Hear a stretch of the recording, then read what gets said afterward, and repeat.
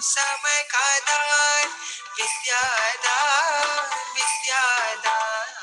देश बनेगा कौशल महान, देश बनेगा कौशल महान, दे दो विद्यादान।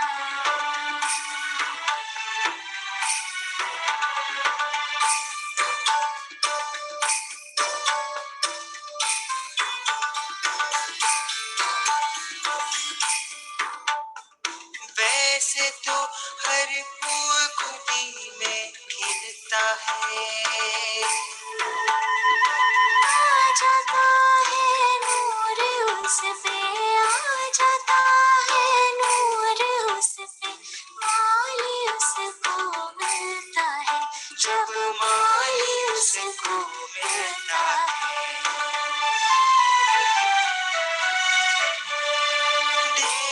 दे दो समय का दान, विद्यादान विद्यादान। देश बनेगा कौशल महान, देश बनेगा कौशल महान, दे दो विद्यादान, दे दो विद्यादान।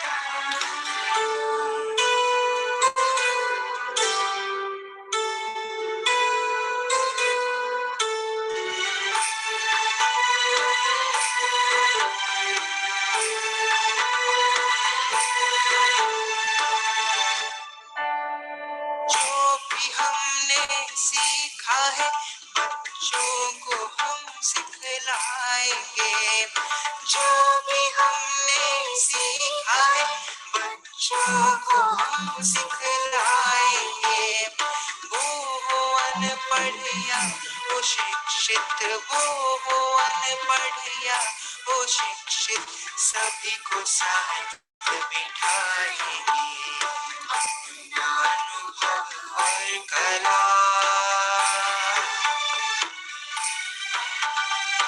अपना अनुभव और कला हम भेंट उन्हें दे जाएंगे। हर कारीगर हो कलाकार, हर कारीगर हो कलाकार, ऐसा देश बनाएंगे हम, ऐसा देश बनाएंगे।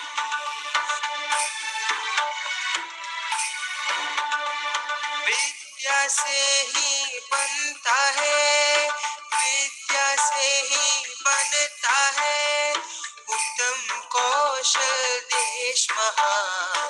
दे दो समय का दान, दे दो विद्यादान, दे दो समय का दान, दे दो विद्यादान, दे दो विद्यादान, दे दो विद्यादान, विद्यादान विद्यादान।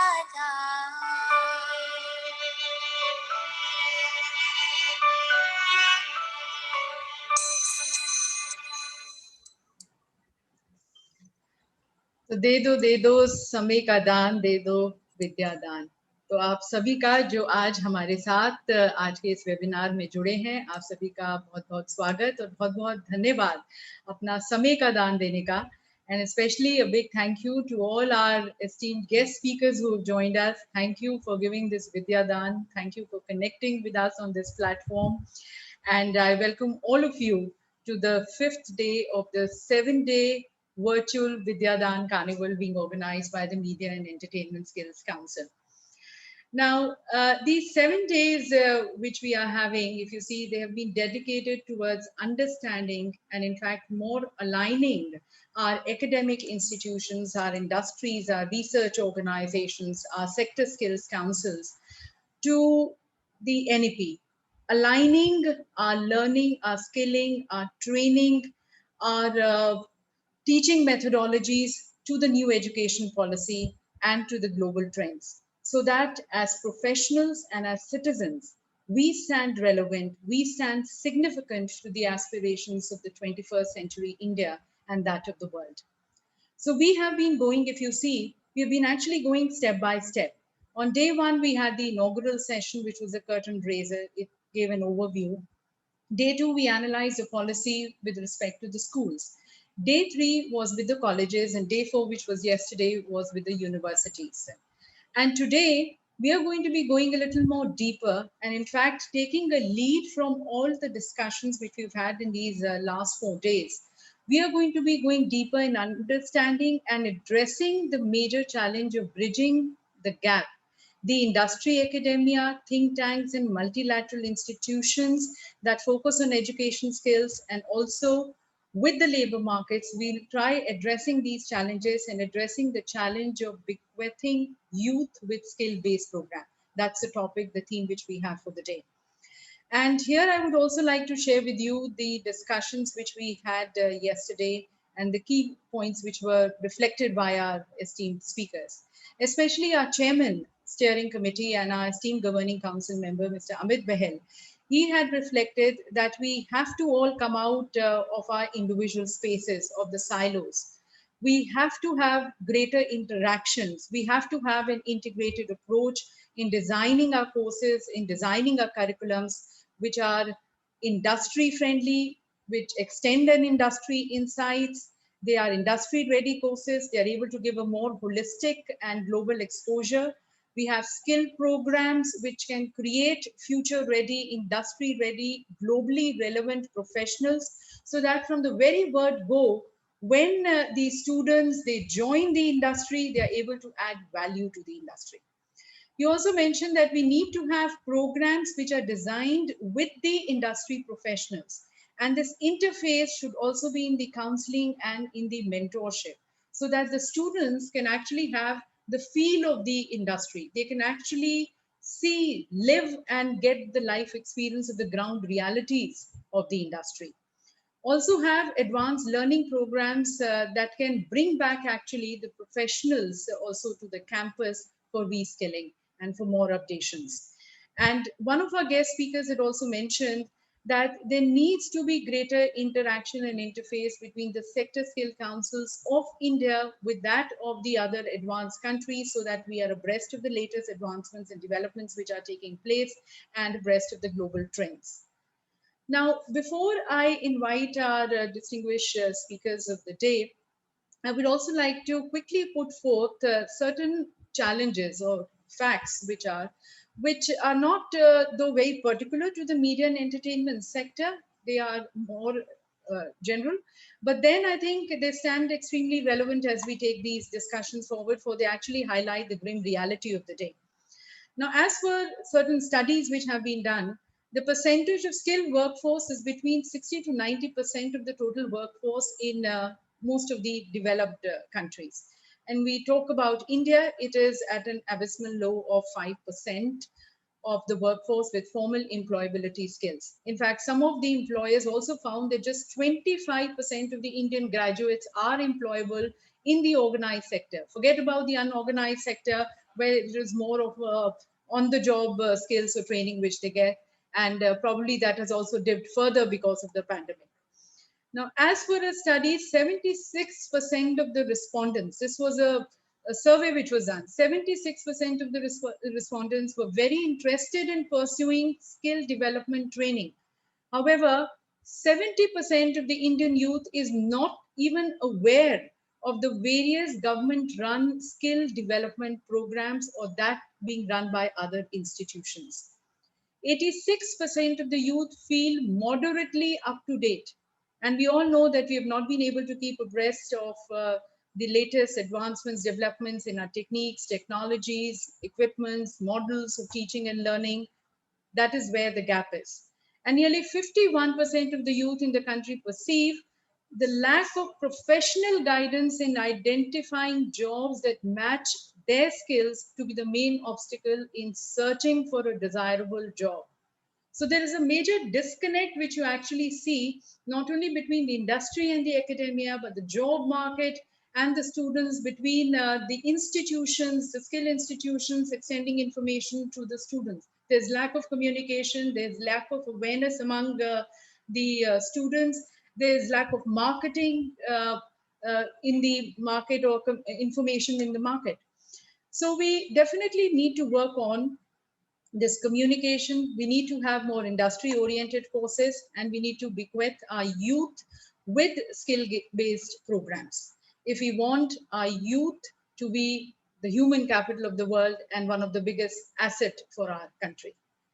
So today, as we'll delve more on these finer points, we have our guest speakers who are eminent academicians, institution heads, themselves being innovators and trendsetters, actors, producers, writers, who in fact have had a passion for teaching and incorporating innovative practices in pedagogy.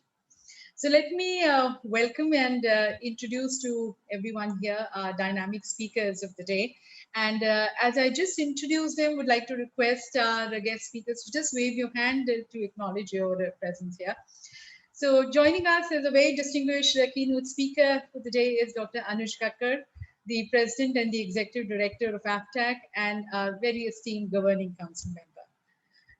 The special address is going to be delivered by Ms. Meghna Ghai, Puri, the President of Whistling Woods International.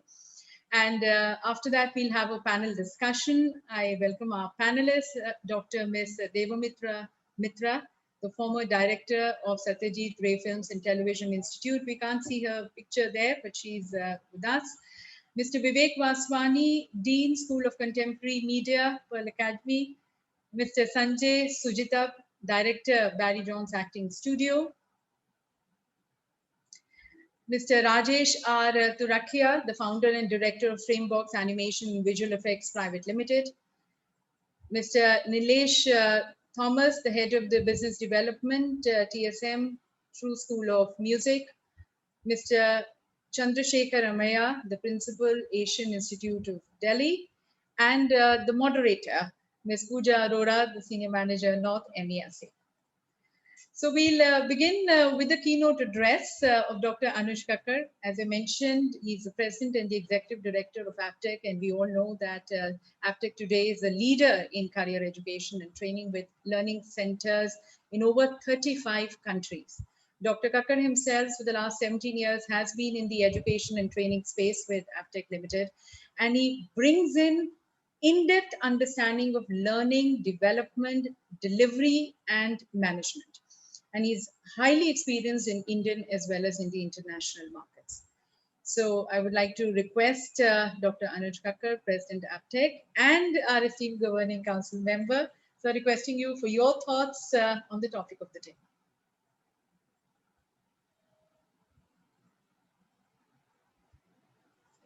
So your mic is not on. Yes, sir. Thank you. Okay, sorry. First, thank you, Vimy. Thank you for those kind words. And firstly, I must thank and congratulate MESC for having conceptualized this whole Vidyadaan concept, as it were, even before Honorable Prime Minister Modi kind of made it a thing in the country. This concept itself is something which is pretty unique and is part of the whole system of education, as it were, in the country. Now, in the week-long program that you have designed, you have covered a lot of distance. Okay, you have talked to academicians, you have talked to policymakers, you have talked to various people from the industry. So what I thought that first of all, I must, in my keynote, really try to narrow down the scope a bit. See, media and entertainment by itself is a very, very wide field. Okay, it encompasses, live action movies, music, radio, the whole, the newspapers, the print and publishing, animation, visual effects, gaming, out of home. There are so many different concepts or components of the media and entertainment industry. And neither do I have the expertise or nor the wherewithal to, in the short time, to cover all of them. And I will leave it to some of my more experienced and better panelists to deal with some of the issues involved. So I thought the first level I will focus down is to speak more about animation, visual effects, and gaming. For no better reason other than the fact that this is the area where Primarily, I have had maximum exposure in the last 17 years and of training more than 30,000 students approximately annually. So there is a fair bit of distance we have covered there. So I would try to limit myself to that. Um, Second is also you have got a, even in the audience, you have a lot of variety. For first and foremost, you have students, you have industry professionals, you have my co-panelists, you have so many different kinds of people with different kinds of backgrounds. So my address is primarily, I must make it clear, is addressed to the students. If I were to really say the concept of Vidyadaan is to perhaps give something, and who can I give to but to the students. But I must in the process equally emphasize that it is no longer just Vidyadaan, it is as much Vidya Prapti or Vidya gain, if I might say. Because वो जमाना लग गया कि जब हम एक जने को दूसरे जने से टॉप डाउन गुरु शिष्य के ट्रेडिशन में जो एक हमारा कॉन्सेप्ट था कि हम it was a top down approach of imparting wisdom or more than forget wisdom, even knowledge or even expertise. But today, in the flat world that we live in, I think learning is both continuous, it is across the spectrum and irrespective of the age. And I have in my process learned as much from the students as they have perhaps learned from us. So that's with one clear definition that I want to get into.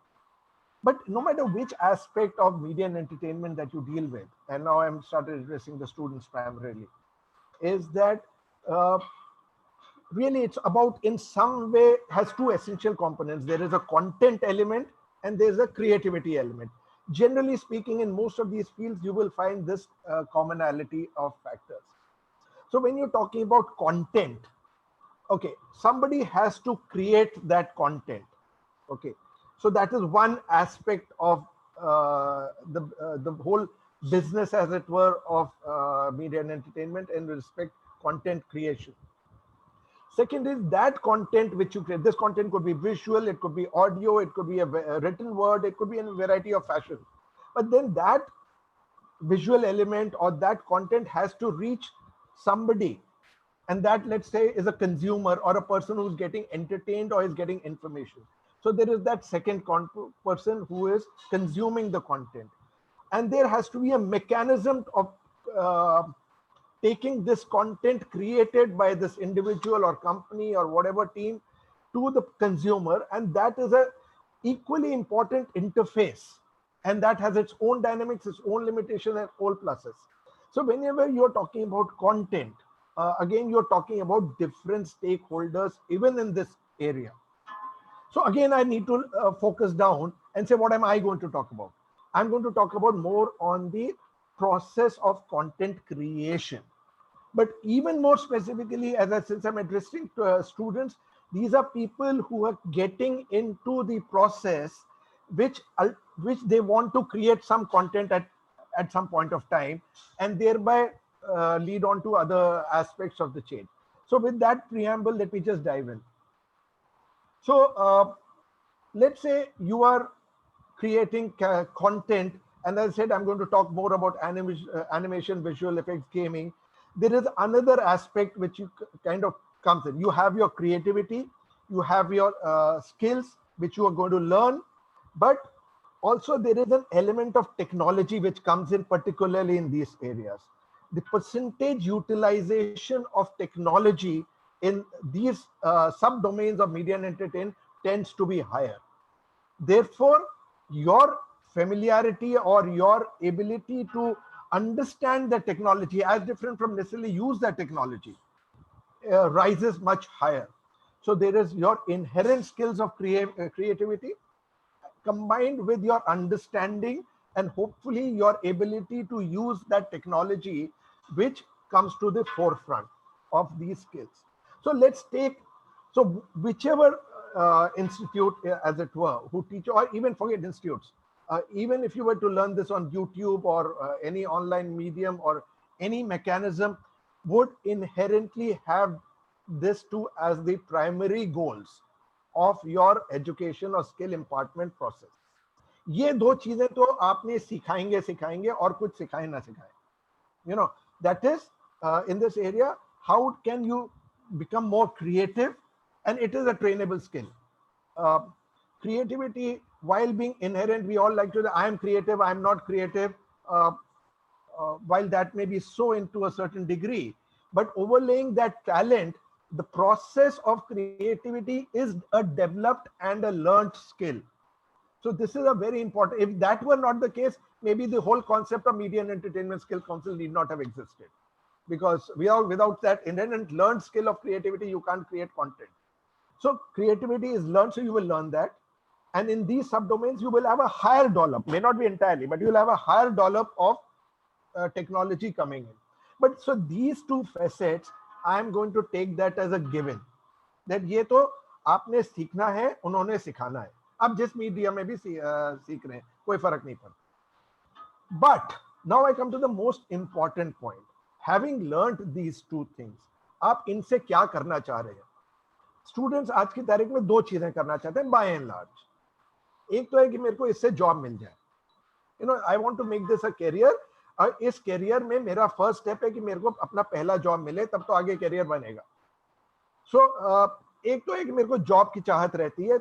So whatever I'm learning, most people or most students are learning with the objective of getting into a job situation. But today there is an increasing percentage of students who are saying, I don't necessarily want to do a job.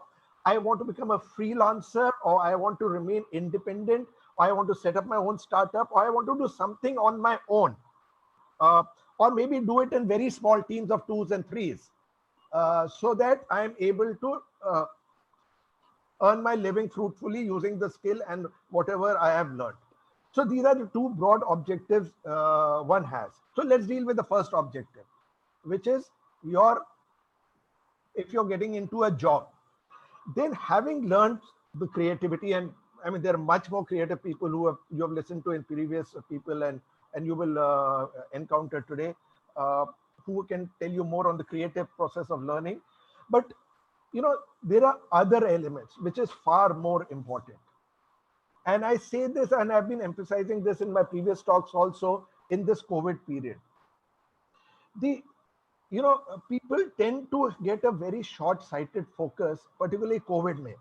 जब अप्रैल मई का जमाना था, हम लोग सब कहते थे everything is unprecedented, this is unprecedented, that is unprecedented, सारा कुछ बदल गया है, अब हमको एक नई सिरे से अपनी लाइफ चालू करना है, पूरा सब कुछ भूल जाना है, सब चीज नया चालू करना है. हाँ, बहुत चीजें नहीं हैं, बहुत चीजें परमानेंट इफेक्ट्स रहने वाले हैं. But the only thing unprecedented in this COVID situation in the long run is the use of the term unprecedented. But सिर्फ unprecedented is unprecedented. तो सवाल ये उठता है कि अब आपने क्या चीजें आज अगर आप इस सिचुएशन में आ रहे हैं या आज आप लर्न करना चाह रहे हैं, तो आप क्या सिर्फ नेक्स्ट 1 साल के लिए, 2 साल में, जब के लिए कोविड का सिचुएशन ज्यादा एक्टिव रहने वाली है, क्या आप उसके लिए सीखना चाह रहे हैं, या आपका नजरिया एक लंबा है, आप 10 साल, 15 साल, 20 साल, अपने 30 साल का करियर के लिए आप फर्स्ट स्टेप लेना चाह रहे हैं. आपने ये सोचना है. और अगर आपने ये लंबा सोच अपने दिमाग में रखना है, तब आपने और क्या सीखना है वो इंपॉर्टेंट होता है. सीखना आपने अभी है, लाइफ में तो बहुत चीजें सीखोगे, वो अलग चीज है.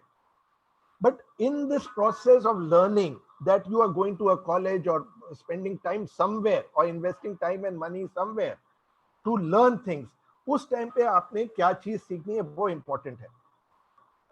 विमी ने जैसे इंट्रोड्यूस किया, से talked about Amit's talk yesterday where he talked about being industry ready.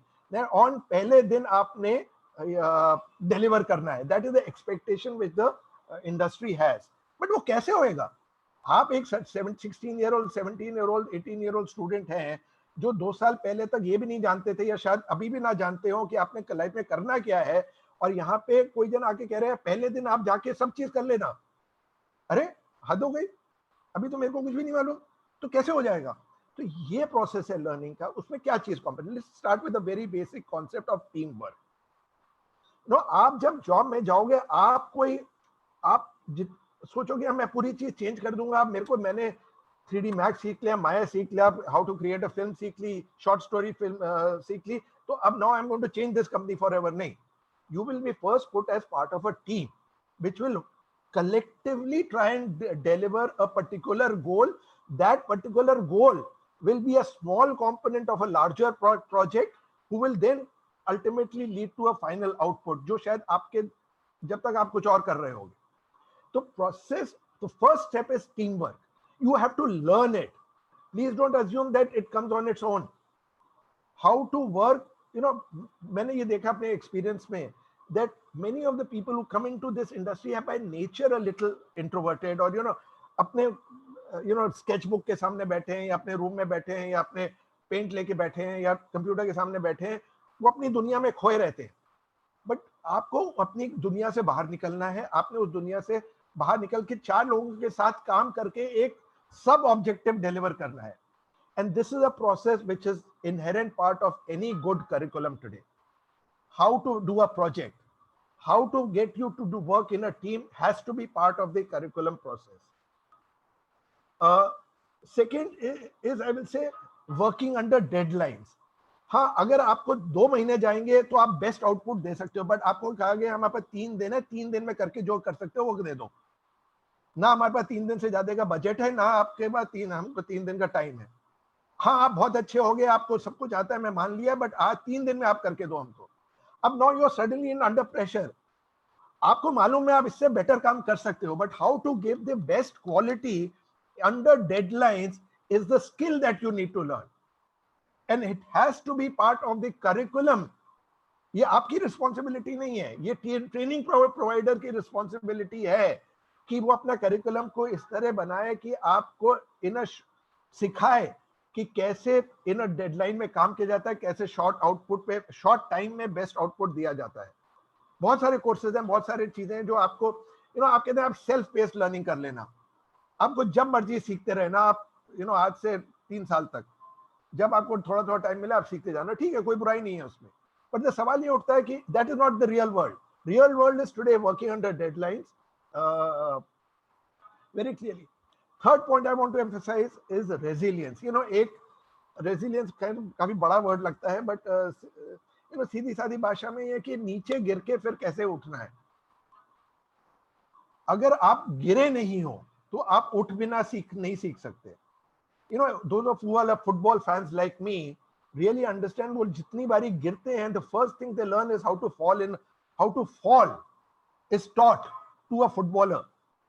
And उसके बाद moment the ball is out and the referee has said okay green card नहीं है और red card नहीं है, तो आप उठ के फिर भागने लगते हो. तो वो skill आपने सीखनी है, because you will have times like COVID, you will have times when your best work will get rejected, you will feel disheartened, you will have many wrong things going in your life, in your job, you will lose jobs, your project will be trashed. तो उस process में आप कैसे वापस आते हो in the next day. आपको 2 घंटे भी नहीं मिलते ये चेंज ओवर करने में, क्योंकि जब तक आपको नया प्रोजेक्ट होता आपको सर मैं तो अभी डिप्रेशन में बैठा हूं, मैं तो अभी इसमें बैठा हूं, नहीं. तो कैसे इस चीज में उभारा जाता है, again is a skill which has to be inbuilt in your curriculum, in your training. तो ये आज आप सीख सकते हो, जब आज आप सीख सकते हो ये, when your mind is still young and mouldable. आज मेरे जैसे को सिखाने जाओगे तो फिर हो गया, मैं तो सब सीख के आया हूँ, आप क्या सिखाओगे मेरे को. बट क्यों माइंड एक फिक्सेशन हो जाता है, but you have a very mouldable mind. इसलिए आज के करिकुलम में ये चीज डालना बहुत जरूरी रहता है. Good institutes and good curriculums have this inbuilt. इसके अलावा और बहुत स्किल्स हैं, ये personality and your development is another aspect of the whole thing. आपको कम्युनिकेट कर, आपके पास आइडिया बहुत अच्छा है, पर अगर आप बोल के किसी और को कम्युनिकेट नहीं कर सकते हो, अपनी बात को कह नहीं सकते हो या दर्शा नहीं सकते हो, तो कहीं ना कहीं आपकी चीज आपके अंदर रह जाती है और आप वो चीज जो आप कर सकते थे वो करने का मौका ही नहीं मिलता. So that's another skill that you need to develop and you need to learn and you need to bring it forward. 2 other aspects that I will emphasize on and then I will close. I think I'm running close to my 10-minute, 15-minute deadline. But 2 points I just want to emphasize. One is, आप जिस भी class में जाओगे ना, जिस भी job में apply करोगे, आपके जैसे प्लीज बिलीव मी 100 बच्चे होंगे और अगर 100 बच्चे आपकी तरह हैं, वो ही चीज सीख के आए हैं जो आप भी सीख के आए हो, और इंटरव्यू जो 10 मिनट 15 मिनट का इंटरव्यू होगा या जो भी टेक्निक है रिक्रूटमेंट की, उसमें आपका आप कैसे उन 100 बच्चों में उभर के आते हो. Remember, for the interviewer is more nervous than you are, because his job is to select one out of the 100 in 4 hours that he has been given. उसके माइंड में जो टेंशन होती है ना एज अ रिक्रूटर, वो आप नहीं समझ सकते. बट वो कहता है ये 2 मिनट का टाइम आप सबको दिया जाता है कि आप उसमें किस चीज को निभा उभार के लाओ. तो वो 2 मिनट्स ऑफ योर इंडिविजुअलिटी, जो आप हो, जो आपका दोस्त नहीं है, उस पे आपने प्रैक्टिस करनी है. आपने right in your education process पहले आपको समझना है कि आप कौन हो, आप क्या हो, आप क्या चीज करना चाहते हो. आसान नहीं होता. ये नहीं होता है कि जिस चीज का जॉब एडवर्टाइज हो रहा है मैं वो बन जाऊंगा उस दिन. नहीं हो पाता. That is seen through at the in the first 30 seconds, and that's not a real lasting success story either.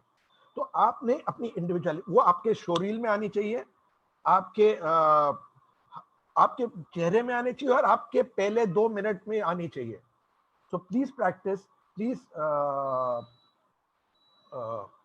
develop this kind of attitude. The other is passion.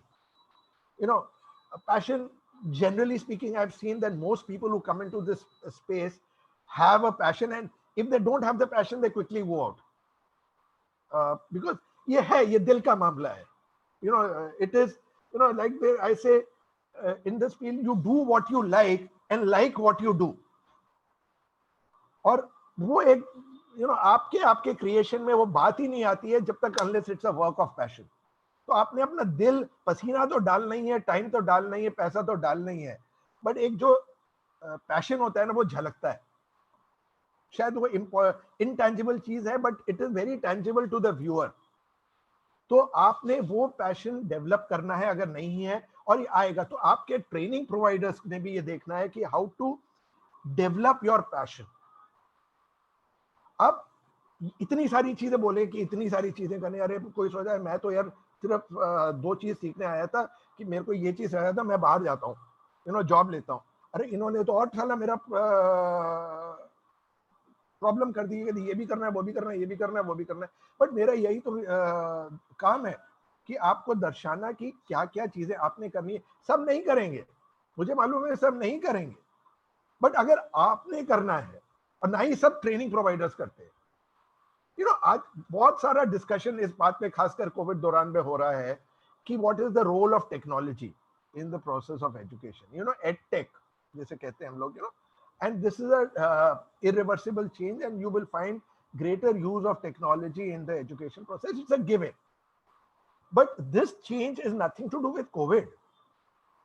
मतलब आप सोचो कि कोविड के बाद लोगों ने सोचना चालू किया है कि अरे टेक्नोलॉजी भी कोई चीज है. नहीं नहीं नहीं नहीं, ऐसा नहीं है. इतने भी गए गुजरे नहीं है लोग, ट्रेनिंग प्रोवाइडर. ये कम से कम 10 साल पुरानी, 15 साल पुरानी चीज है, जिससे it has been gradually improving, and the use of technology has been brought in the process of education and training, at least in all the good institutes that I'm aware of. In a large, it could be the best cameras, it could be the best softwares, it could be the equipment, it could be the way that knowledge is transmitted to you through technology. मैं छोटा सा example लेता हूँ, like the as you know, Aptech has 2 major brands, Arena Animation and Mac, and we train about 30,000 students. But maybe a few years पहले तो physical books हुआ करती थी जिसमें सब कुछ दिखाया जाता था उसमें. Then काफी टाइम पहले it changed into PDF versions of those physical books. But फिर करीब 3-4 साल पहले हमने सोचा कि अगर हम एक एनिमेशन जैसी चीज पढ़ा रहे हैं जो inherent is a visual 3D conceptualization, how can we train a person using a flat screen or a PDF document in on a screen? कहीं ना कहीं problem है. So we went into use of augmented reality. So that the character that you're designing, or the sound that you're creating, or whatever you're doing, is today available by pointing your mobile phone onto your laptop screen, and then you manipulate, see it. And this is not a class in augmented reality, but I'm sure you are aware what augmented reality. If not, you go and look it up, as to how you are able to learn using a three-dimensional pedagogical method. Okay, so this is use of technology in the training process.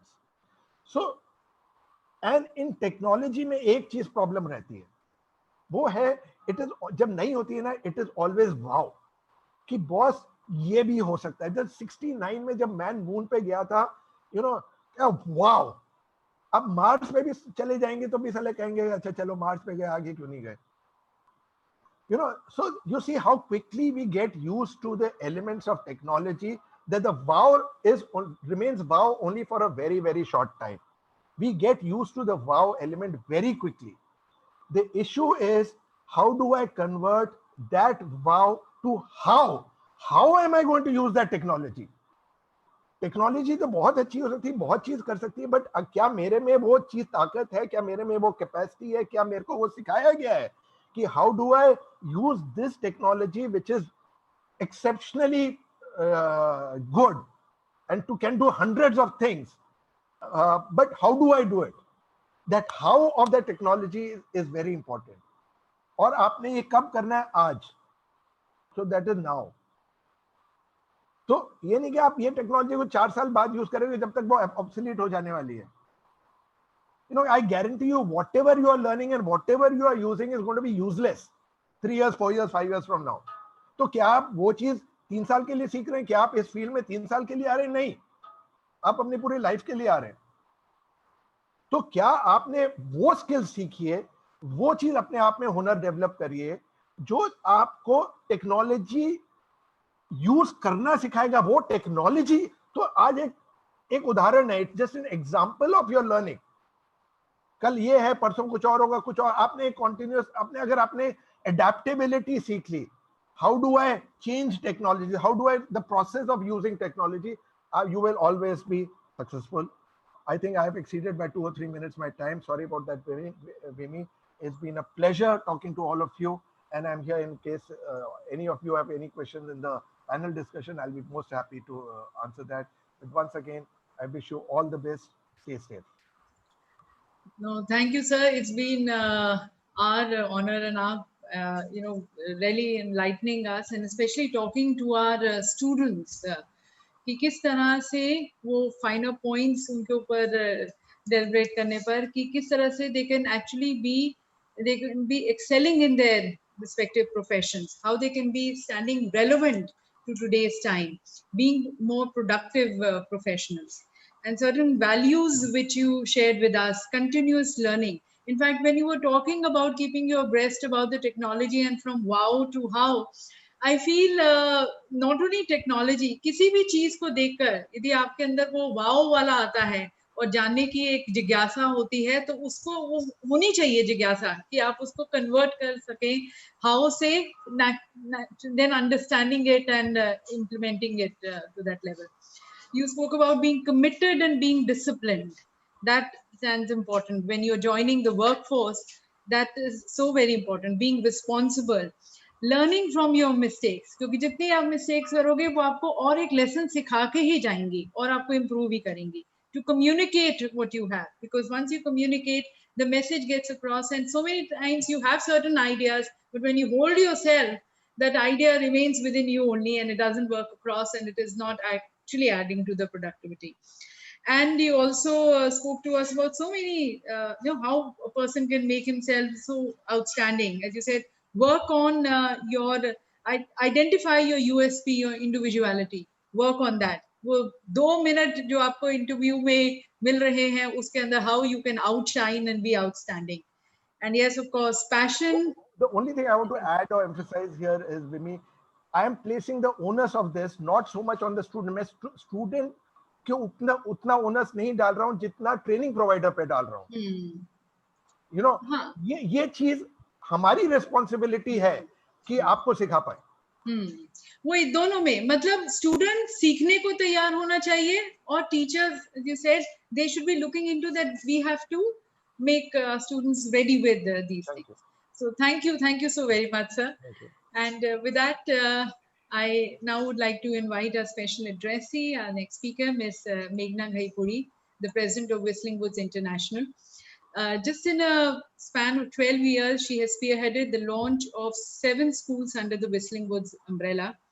These schools run degree and diploma courses in filmmaking, acting, animation, fashion, music, visual communication, design, media and communication, and accredited to the Tata Institute of Social Sciences.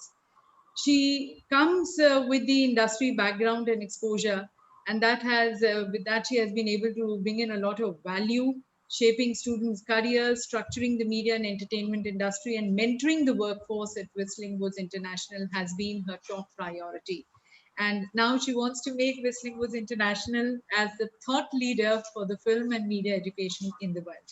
She speaks to us on the future of education in the media and entertainment space. Thank you so much, Vimi, for that introduction. It's going to be a really difficult one to match up to Dr. Kacker's really passionate speech, and I know there are lots of overlaps, so maybe we can just take that point home. But since I've prepared a little bit more formal because I had to time myself, so I will not eliminate anything from this. I'm going to speak as I have written this talk. So first of all, good morning and thank you very much MESC for giving me this opportunity to speak at the virtual carnival amidst really such a wonderful and esteemed panel. Thank you so much.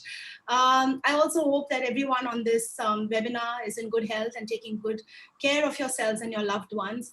I think times like that and platforms like that call for appreciation for everybody who's been working so hard in these times, our first responders, our emergency workers, and our teachers, especially on a seminar like that. I think it's important for us to really acknowledge the hard work of our teachers during these times. They've really, they have really pushed themselves to learn the technology and be there for our children. So thank you so much to all the teachers out there. It was Teachers' Day a couple of days ago, so special thanks to all of you. So I would like to talk a little bit about my life, about my education, and how I kind of got into this very briefly. So in terms of the Indian perspective of education in the media and entertainment industry, from my own practical experience of the last 2 decades, it has been quite a ride. Okay, started off as something that really people had no idea that, like Dr. Kacker said, that creativity can be trained, to now where we are really formalizing media and creative education. So I myself did my schooling up to my 10th standard here in India. And then I was, I would say fortunate enough to see another style of education, not knowing that I would get kind of spend the rest of my life as an educator. I really do appreciate that opportunity today that I was able to go abroad.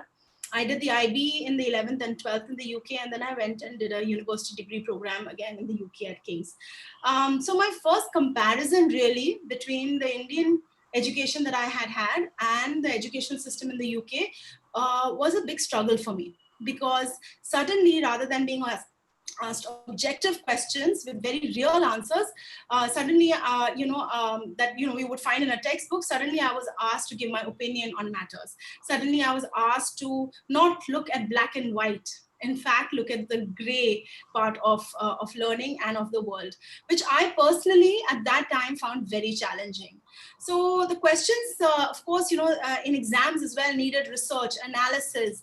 They needed to be written well, and I needed to articulate myself well in my own words. So there wasn't necessarily a right or wrong in my education system in the UK, and a set of skills that the system was trying to shape and shine in me as a student is what really came across. Now, I'm not saying that the UK education system is without flaws. I'm sure it has its own set of concerns, but this example simply opened my eyes to the lack of solid focus on skills in education in India. So memory-based versus skill-based.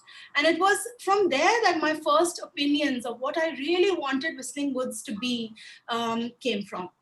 It is in my opinion that education should be based around getting students to form a set of skills. These skills will make them durable and valuable in whatever industry they choose to enter. So skills such as research, analysis, communication, articulation, and innovation, those are the skills that I'm talking about. Not like Dr. Kacker said, not learning a technology. Technology changes every 6 months. It's actually applying and knowing how to apply any form of technology that comes your way. So today, as again Dr. Kacker said, the media is everywhere. News, movies, TV, advertising, sports, internet, OTT platforms, they make a huge impression on our daily lives. And how do we ready our children to understand the world around them by appreciating all these things? So I feel very strongly that education from a young level is the best way. Even students who enter more traditional fields will get a better understanding of the context of the information that they are seeing around them if they are at a very early age introduced to media education and media literacy. Banks, FMCG, retail, insurance, technology, pharmaceutical companies all have and need media. They make ads, they make corporate films, they have PR departments, they manage social media networks. And I think that the good understanding of the M&E industry for everybody is extremely important. So this sharpening, I feel, needs to happen not just through traditional academics like math, science, English.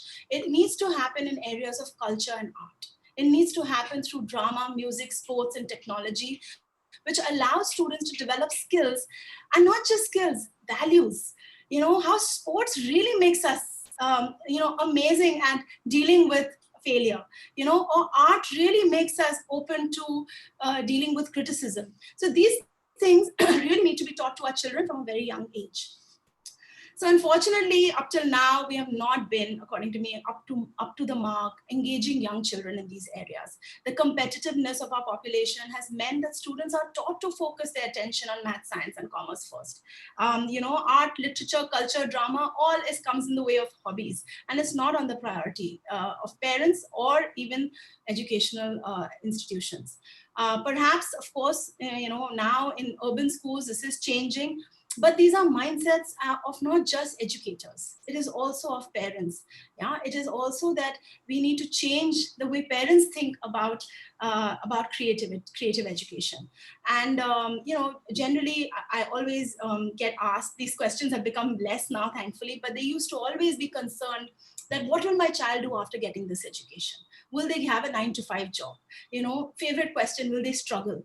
And I understand from people who don't belong to the industry, do have those fears because they see what is there in the media. Again, I go back to my point that how important media literacy is so that people understand what goes on behind filmmaking. It's not just that actors and directors are the only ones who are in the film industry. We have cinematographers, we have sound designers, we have game designers, animators, music composers. We have so many people working in this industry to make that one film that you see or one TV show that you see. So I'm really happy, though, that things have really changed over the last 2 decades. And, I think the democratization of the film industry over the last 10 years has helped that immensely. More and more solid professionals who perhaps cut their teeth in other industries have entered the M&E space and have had success.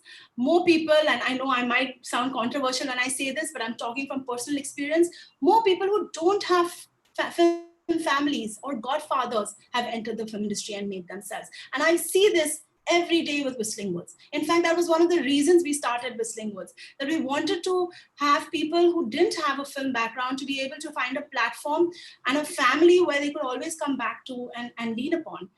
So I feel more and more, and I see that today is a very proud day for us because one of our alumni, she's a woman, and she's made a sci-fi film which has released on Netflix today. So, all morning I've been so excited about that, to see a woman to make a sci-fi and to get a really amazing release on Netflix. The film's been winning awards and she doesn't come from a film family, but does anyone see that? They don't. So I think that these kind of things need to be spoken about more in the public arena so parents, educators all understand. So hence I feel that along with the vocational training in the M&E segment, we need to encourage more formal education as well in this space. Now, what do I mean by that? I think re-looking at how we define and what we associate with the arts and culture can do this. There still is a lack of information about entry and career progression, like when we mentioned earlier, in the entertainment business. So we must move to counter this by working with the industry and schools to show parents and students and college counselors the pathways of career progression in various specializations of M&E, media and entertainment.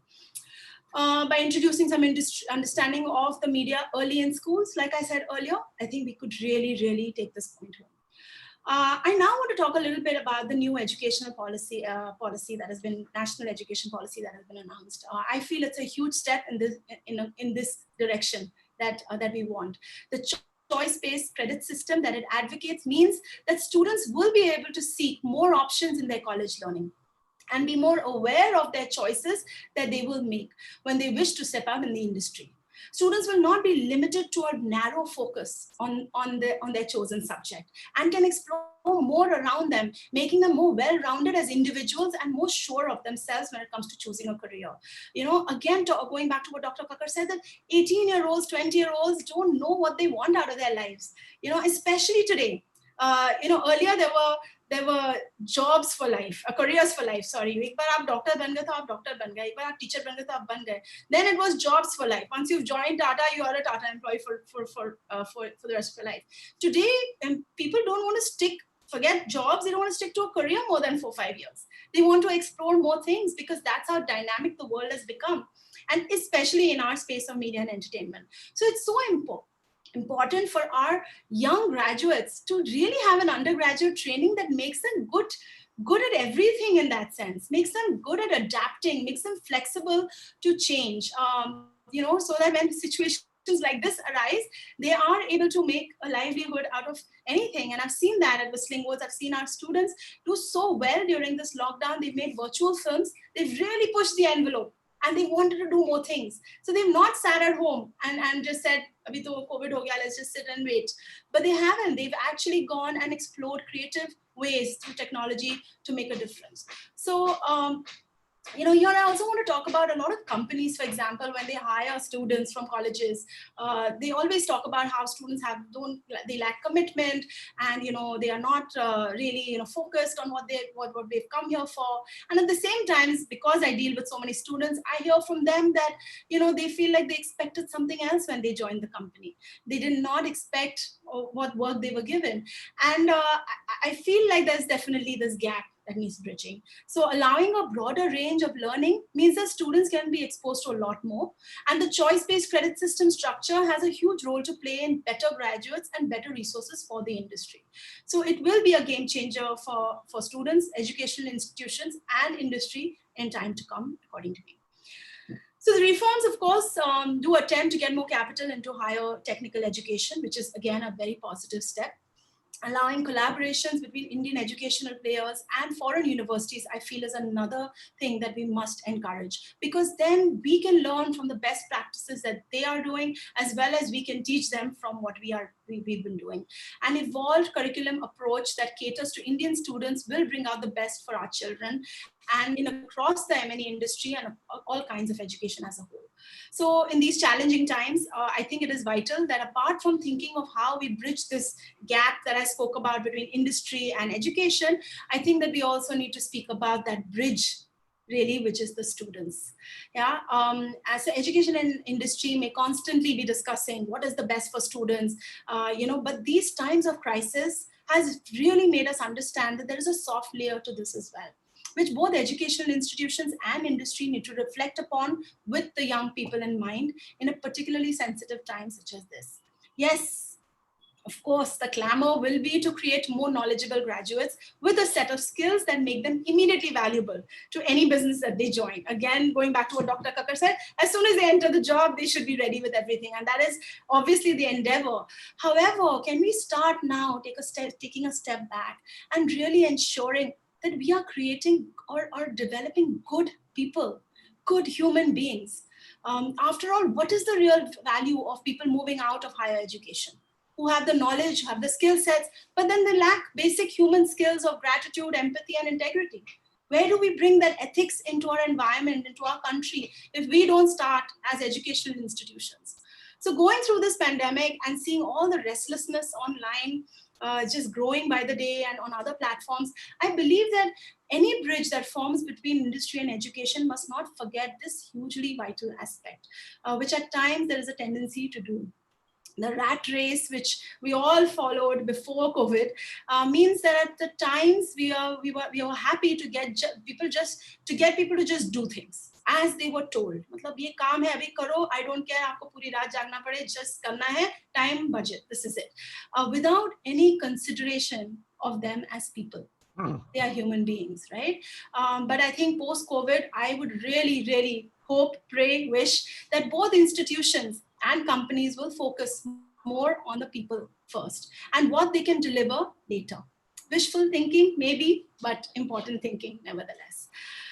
The pandemic has also made a lot of educational institutions take their learning online. Now, I agree again with Dr. Kacker that online technology has always been there. We launched our virtual academy a couple of years back.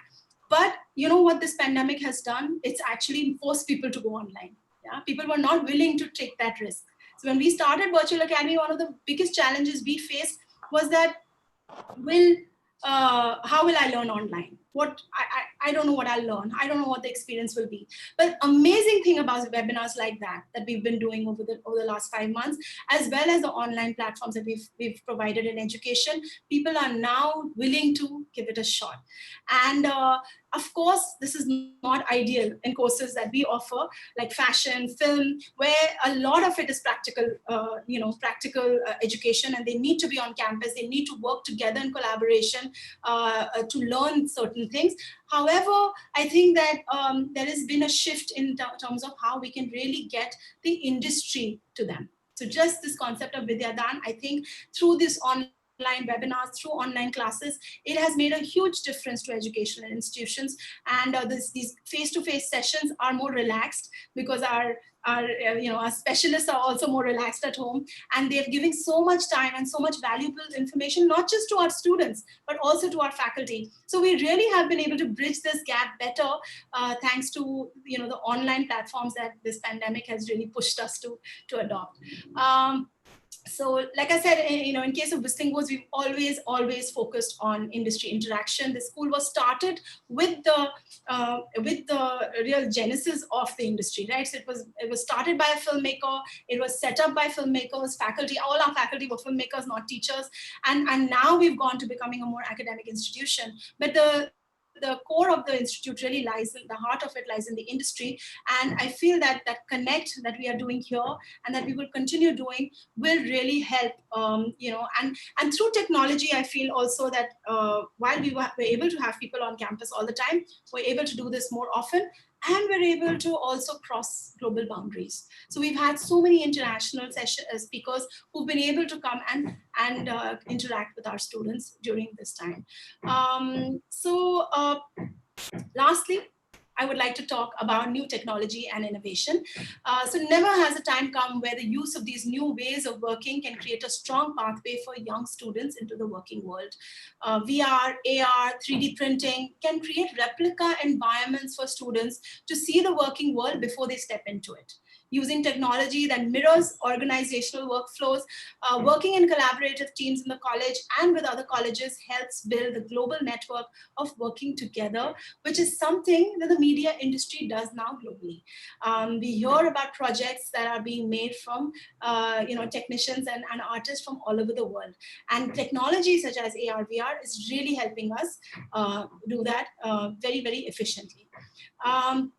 So in summary, I think I would like to say that greater talent in the M&E space will come both by a more democratic process of talent identification, as well as an appreciation of the important skills in the segment. I strongly believe that both these will be spurred on from a more inclusive and grassroots development and understanding of the media for children, parents, academicians, and the industry.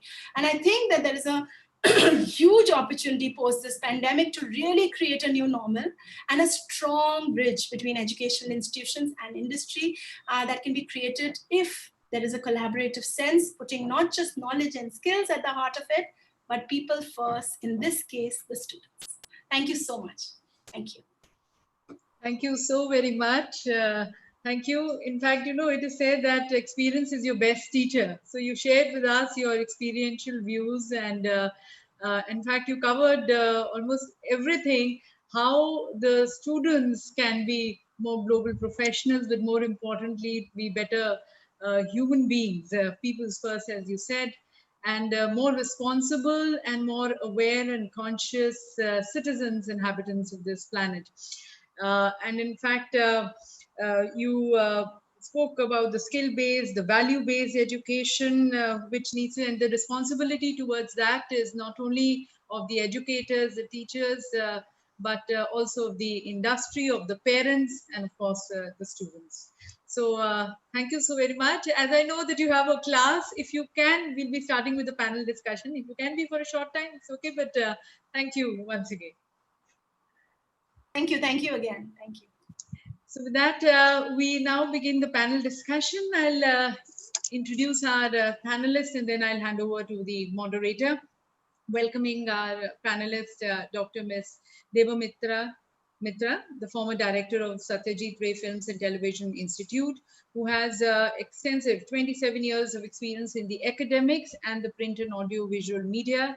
She, in fact, started her career in teaching and research under the UGC system, and then gradually moved to being an academic administrator. She has just completed a tenure as a director of Satyajit Ray Film and Television Institute, which I think everyone knows is under the Ministry of Information and Broadcasting, Government of India.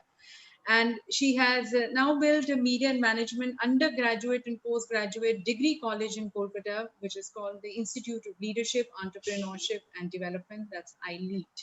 So welcome to you, ma'am. Welcoming our next panelist, Dr. Viveck Vaswani, Dean, School of Contemporary Media, Pearl Academy. Mr. Vaswani, we all know him as an actor, producer, teacher, writer, and he's the man who actually gave the big break also to Shah Rukh Khan. He himself has acted in more than 100 films and numerous television shows. He has produced 13 films and 2 television shows. He's also been an advisor, a consultant, a strategist to a number of established companies as well as to the startups in the entertainment business. And at Pearl Academy, Mumbai campus, he teaches live action production and documentary and films. So welcome to you, sir. Our next panelist, Mr. Sanjay Sujitabh, the director of Barry Jones Acting School. He is a very renowned and much sought after director of Set Makers, the company which has been in the forefront of innovative and trend-setting design and fabrication television sets. His training ground has been theatre, having acted, stage managed, and been a production assistant in numerous plays. He has also designed and fabricated the stage decor for many theatre productions and, as I said, directed various plays. So welcome to you, sir. Our next panelist is Mr. Rajesh R. Turakhia, the founder and director of Frameboxx Animation and Visual Effects Private Limited. He is a strategic partner who has successfully launched 2 of the leading brands in quality animation training in India and abroad. The institute headed by him has trained over 1 lakh students in a span of these 20 years. He also started an incubation center to fill the skill gap between the institute and the studio by putting the students through the pressure of live projects, deadlines, and even irritable clients and colleges. What was mentioned by Dr. Kacker, that, having that feel of the industry, actually seeing and those deadlines, discipline. He's also engaged with the internationally acclaimed animators such as Steve Wright to design curriculum in the new and path-breaking software. Welcome on board, sir. Our next panelist, Mr. Chandrashekhar Ramaiah, the Principal, Asian Institute of Design. Currently heading the academics at the Institute, he has more than 18 years experience in teaching and administration in India and abroad. He's an academician, a researcher, has specialization in higher education and pedagogy with 20 research publications in international conferences and journals. Welcome, sir. And our next eminent panelist, Mr. Nilesh Thomas, who's the head of business development, True School of Music. He served in various higher education leadership roles in India as well as abroad. He leads the curriculum strategy, learning technology, quality assurance, institutional partnerships, and new business opportunities at the True School of Music, Mumbai. He has extensive experience in designing occupational standards and outcome-based learning models aligned to the Malaysian qualifications framework, the British QA framework, and the National Skills Qualification Framework of India. He's also a Media and Entertainment Skills Council certified master trainer for sound engineering, an Apple Distinguished Educator recognized for the use of technology in music education, and an AVID certified instructor for Pro Tools. So welcome to you. And as I said, if I can request, I think, Ms. Meghna is still there. She can also be a part of our panel discussion, and requesting also Dr. Anuj Kacker. With that, I would like to invite now our moderator, Ms. Pooja Arora, the Senior Manager North, MESC, who's steering the Vidyadaan movement, as we say, at MESC. So I hand over to her for the further proceedings of this panel discussion. Thank you. Thank you so much, Vivi ma'am, for setting the pace. And first of all, I'd like to welcome all the esteemed panelists for gracing this occasion of Vidyadaan Virtual Carnival on behalf of Media and Entertainment Skills Council. I really wish to thank Anuj sir for his precious lessons to the students to know their USP, their points that they can learn and adapt to the change. Also, Ms. Meghna ma'am shared her experience so well and her learning and suggestions of keeping human first. So with this, I'd like to welcome you all and let's start today. जैसे अभी थोड़े दिन पहले PM Modi also mentioned that government must play a very less role, the least specific role, and the ownership comes to the academicians when we talk about education and of course, the new education policy. So first of all, I'd like to get your views. How do you see new education policy impacting the private institutions? So let's start with Mr. Turakhia, please. So you're on mute. Thank you very much. Thank you for having me on this panel. Anuj and Meghna have covered a lot of points, so I don't think very much will be left over for us to discuss. But regarding the new education policy, because of the options available for people to take the creative courses, I'm running animation, visual effects schools.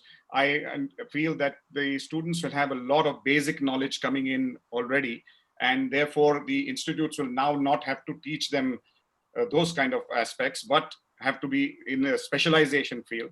And with that in mind, we are already discussing with a lot of international experts in different specializations to create courseware for our students. So this policy is actually very good. A person doesn't get stuck, he starts something and then he gets stuck in that field, even though he doesn't like it. Today, he will have a lot of choice, and he may be able to add on some things that he really loves to do besides getting just a degree, say in accounting. He may even be able to do something in animation or something in creativity. So this is something that is very, very good, and the private institutions will be the people who can actually react very quickly, because we are not constricted by rules and regulations like the universities have, formalities to complete. So we can actually design courses very, very quickly, adapt very, very quickly to the changing scenario. Like Anuj said and Meghna said, this is technology would last only 6 months or 3 months and then it's gone. So we have to teach newer technologies at all points of time to make them industry ready. What we do is we discuss with all the industry HR heads and production heads what they would like their students to know, and then we try to adapt our courseware immediately to that kind of courses to be taught. So the industry readiness also will become important. So private institutions will be very, very important in teaching contemporary and specialization kind of courses, and the formal education will take care of the basics, which we were also taking care of till now. So yes, this is a role that it's very, very exciting. And this time with the COVID has forced people to get online, and then now we can get also international speakers, international faculty to come in and teach. We can teach to remote locations. So all these things for the institutions is very, very exciting time. And I feel that we have to just gear up and live up to the challenge. Great. So even Nilesh Thomas was waving, yes, that he agrees, and he is also, I think, set up with all the ideas in his mind with the new education policy and acting towards it as a private institution. So now when we talk about specializations, as skilling becomes your specialization, whatever skill you are specialized in, what are the aspects of quality education which help in building specializations for young professionals? If I can please get the answer from Mr. Ramaiah. Thanks a lot. I think it's a very, the valid question, because we are looking at a lot of course being developed and a lot of graduates coming out. But how do we ensure the quality assurance process of these courses being developed?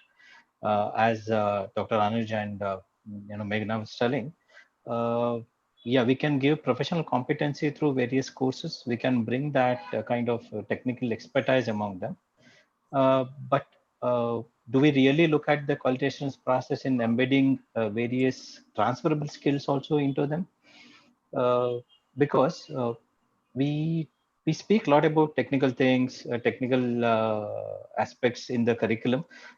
With respect to, I'm talking about the skill-based courses, because when you look at a formal education, yeah, they look at various other aspects of bringing transferable skills, embedding within the curriculum. But when we look at a skill-based courses, we generally focus on these very short duration courses, but not much emphasis on building these, transferable skills or embedding into that. So with the kind of new NEP, which is emphasizing on, bridging that gap or taking out that difference between formal and informal, or saying that vocational courses are at par with the regular academic courses, I think we are almost in line with that. And if we say in India, hardly around 8 to 10% of the younger kids are into informal or vocational courses, where we are planning to move it to 50% in next 2030. If you look at US and Sweden and other European countries, where there are 50 to 75% of the people workforce is managed through these skills. So I think the quality assurance plays a very critical role with respect to ensuring that our students are getting what they are opting for. Otherwise, a lot of short-term courses and a lot of skill-based courses are coming, but really, are they meeting the required quality assurance process? I think now MESC is coming up with a lot of courses which would meet the upskilling the things. So I can say at Asian Institute of Design, what generally we do is we have a very structural approach of building the curriculum with respect to quality assurance, bringing the program advisory board, involving industry people who look at the currency and relevance of the program, because otherwise you develop the courses and it becomes obsolete in 6 months of time. So every 6 months you have to that industry feedback telling that yes, this is what the industry is looking for. As Dr. Anuj was telling, industry always wants people coming out of the college straight away into the industries to work, which may not be the case every time. But we should be ready with what the basic things industry would not spend time on, training them again, but putting them in a pipeline what industry wants, so that we are bit contributing what industry needs rather than wasting their time also over there, but may not be absolutely everything. But the most important thing what we should see is, do our students have that agility, take over the changes? They are not fixed to one set of job, as Meghna was telling, for next 10 years or 50 years. They may not be there for 6 months to 1 year or 2 years. So do they have that agility? Do they have that, a zeal to lifelong learning, update themselves? So our all curriculum, what we develop, should always look for these mechanisms rather than just building in that technical courses, but bring that aspects of professional competency, embedding the value systems of ethics, or to be more, empathetic towards the society, what you are. Ultimately, everybody is looking for what I can contribute to the society, not just, I am a professional, I look at my job. No, everybody is contributing towards the success of this society or the immediate society. What can I do? So if we look at any curriculum development with an aspect of, these embedding, not just to be standalone, we may say that, yeah, we can make them to be good communication, they have good communication skills, leadership skills, negotiation skills.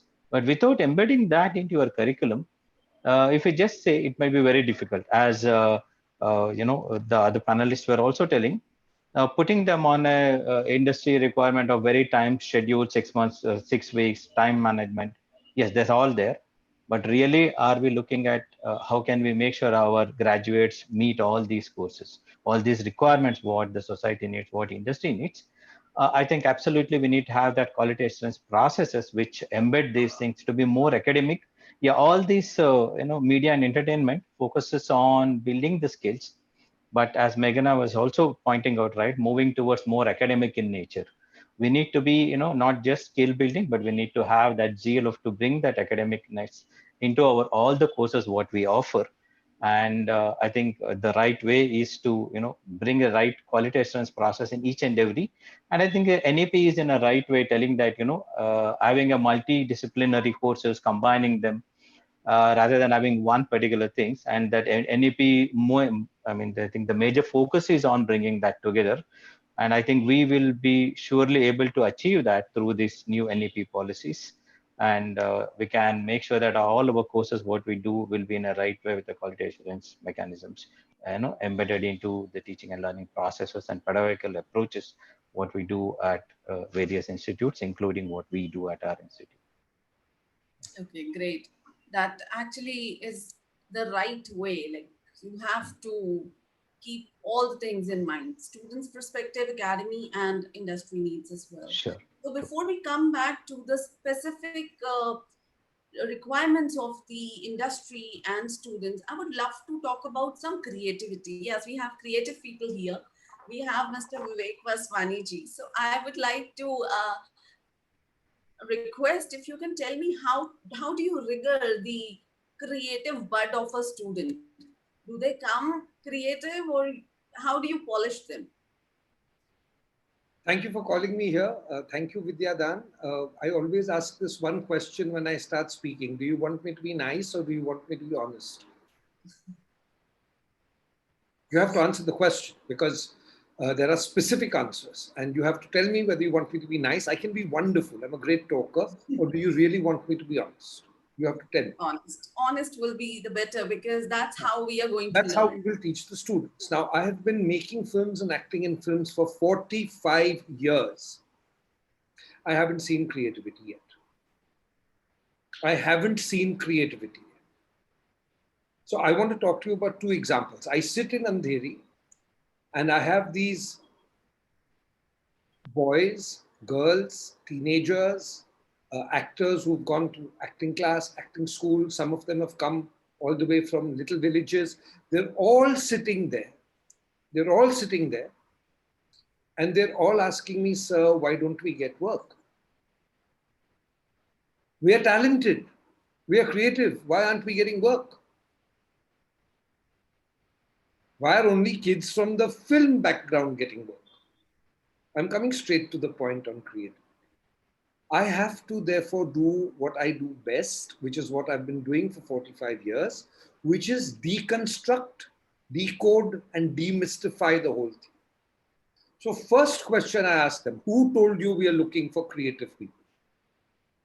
Which producer, director, casting agent, auditioner, who told you we are looking for creative people? No answer. Genuinely. Second question, who told you that we are looking for talent? Somebody told you. Rohit Shetty told you. Sanjay Bhansali told you. Viveck Vaswani told you. Shahrukh, who told you this? We thought. Really? On what basis did the thought come? No idea. Then I start deconstructing. When you call yourself creative or you call yourself talented, It is a great excuse to say that, so what if I do not work hard? My creativity will take care of everything. So what if I don't have knowledge? My creativity will take care of everything. So what if I'm indisciplined? My creativity will take care of everything. Is creativity a license for lack of hard work, lack of discipline, lack of professionalism, lack of qualification and knowledge? As teachers, we've all talked about it. It isn't. Then why are you saying we are talented, we are not getting work? Why aren't you saying that I'm hardworking and I'm not getting work? Why aren't you saying I'm qualified and not getting work? Why aren't you saying that I'm hardworking, disciplined, and I'm not getting work? So then I go to the next question. How many of you would like to get work? How many of you would like me to pick up the phone and talk to Aditya Chopra at Yash Raj Films and get you the lead role in his film? He'll do it. Whether it's Jugal Hansraj or Shah Rukh Khan or Sanjay Gadvi or Anuj Mathur or 100 others, I've taken them all to Yash Raj, and because I sent them and I test them before I send them, they got jobs, and very successfully. So all of them put their hands up. And I say, fine, here's the simple question I will ask you. 2 simple questions I will ask you. And if you can answer them, I will pick up the phone and talk to Aditya Chopra personally. I have the cell number and you can go there and you will get one. How many films has Aditya Chopra's father directed?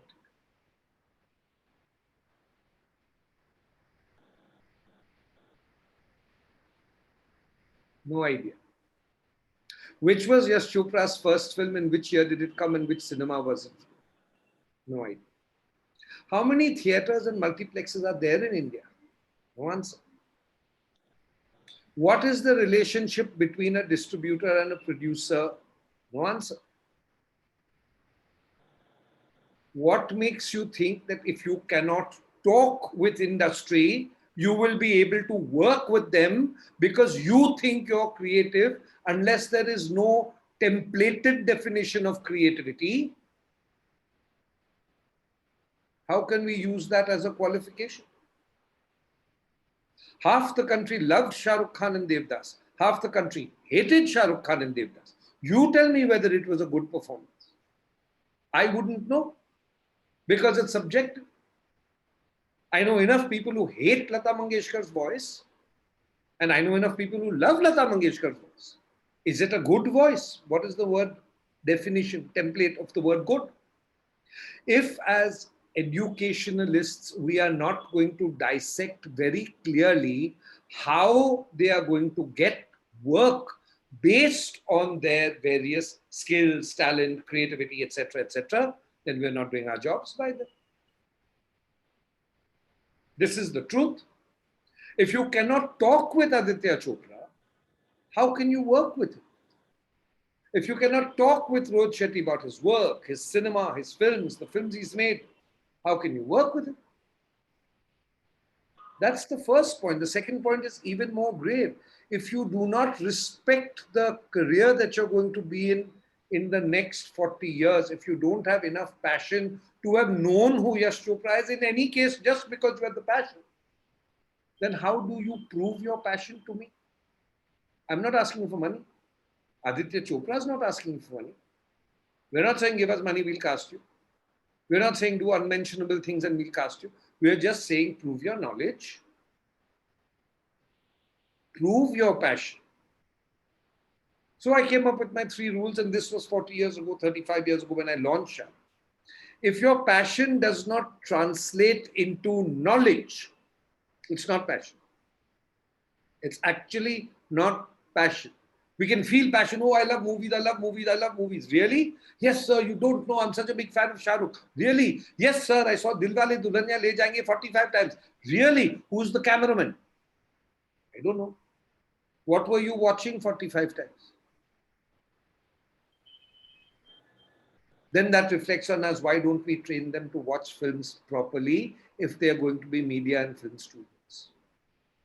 Why don't we explain to them that talent, along with knowledge, which is passion translated, along with hard work, discipline, and most of all qualification, which is why we are there,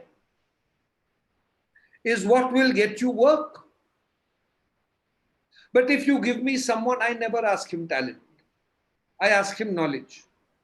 Because finally, knowledge means you're working out your brain. And here's the deal. If you go to the gym and you work out your body will change. It'll get toned. It'll get tight. There will be six-pack. And we will be able to see it, right? So when you work out your brain and you put all that knowledge into it, then your brain with its workout will also change. The way you talk will change, the way you walk will change, your vocabulary will change, your personality will change, your confidence level will change, your body language will change, your conversation, your community, everything will change. But we don't teach them that. We talk about teaching them. We talk about pedagogy and, it should not be textbooks anymore, etc., etc. But we do not talk with our own inner passion and conviction, regardless of what is right and what is wrong. And that is what I did with Shah Rukh Khan, Raveena Tandon, Anant Mahadevan, Boman Irani, Iqbal Khan, Ashutosh Gawarikar, Sanjay Gupta, Sanjay Gadvi, Rahul Bose, Homi Adajania, Rasul Pukati, Anahita Shroff, Nitya Mehra, Reema Kakti, Aman Khan, Gyan Sahai, Dilip Juk. I don't know. About 150 of them I have trained. And the one major important crux, so you can build the edifice of knowledge, is anything that involves the spending of money is a hobby. Anything that involves the earning of money is a profession. True.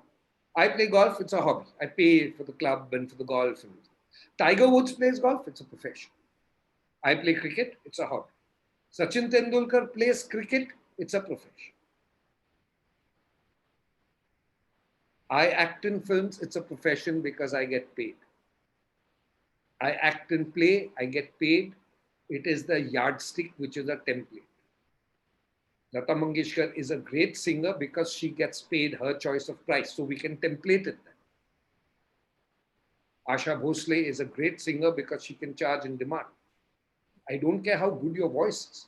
The question is not how good or bad you are. In a world where good and bad are subjective words, in the absence of any template for what creativity is or what talent is or what passion is, we have to create our own achievable, sustainable, and scalable yardsticks. And to do that, we have to do the 3 Ds: deconstruct, demystify, and decode. I had to point this out to Shah Rukh. He said, but I'm a good actor. I said, so what?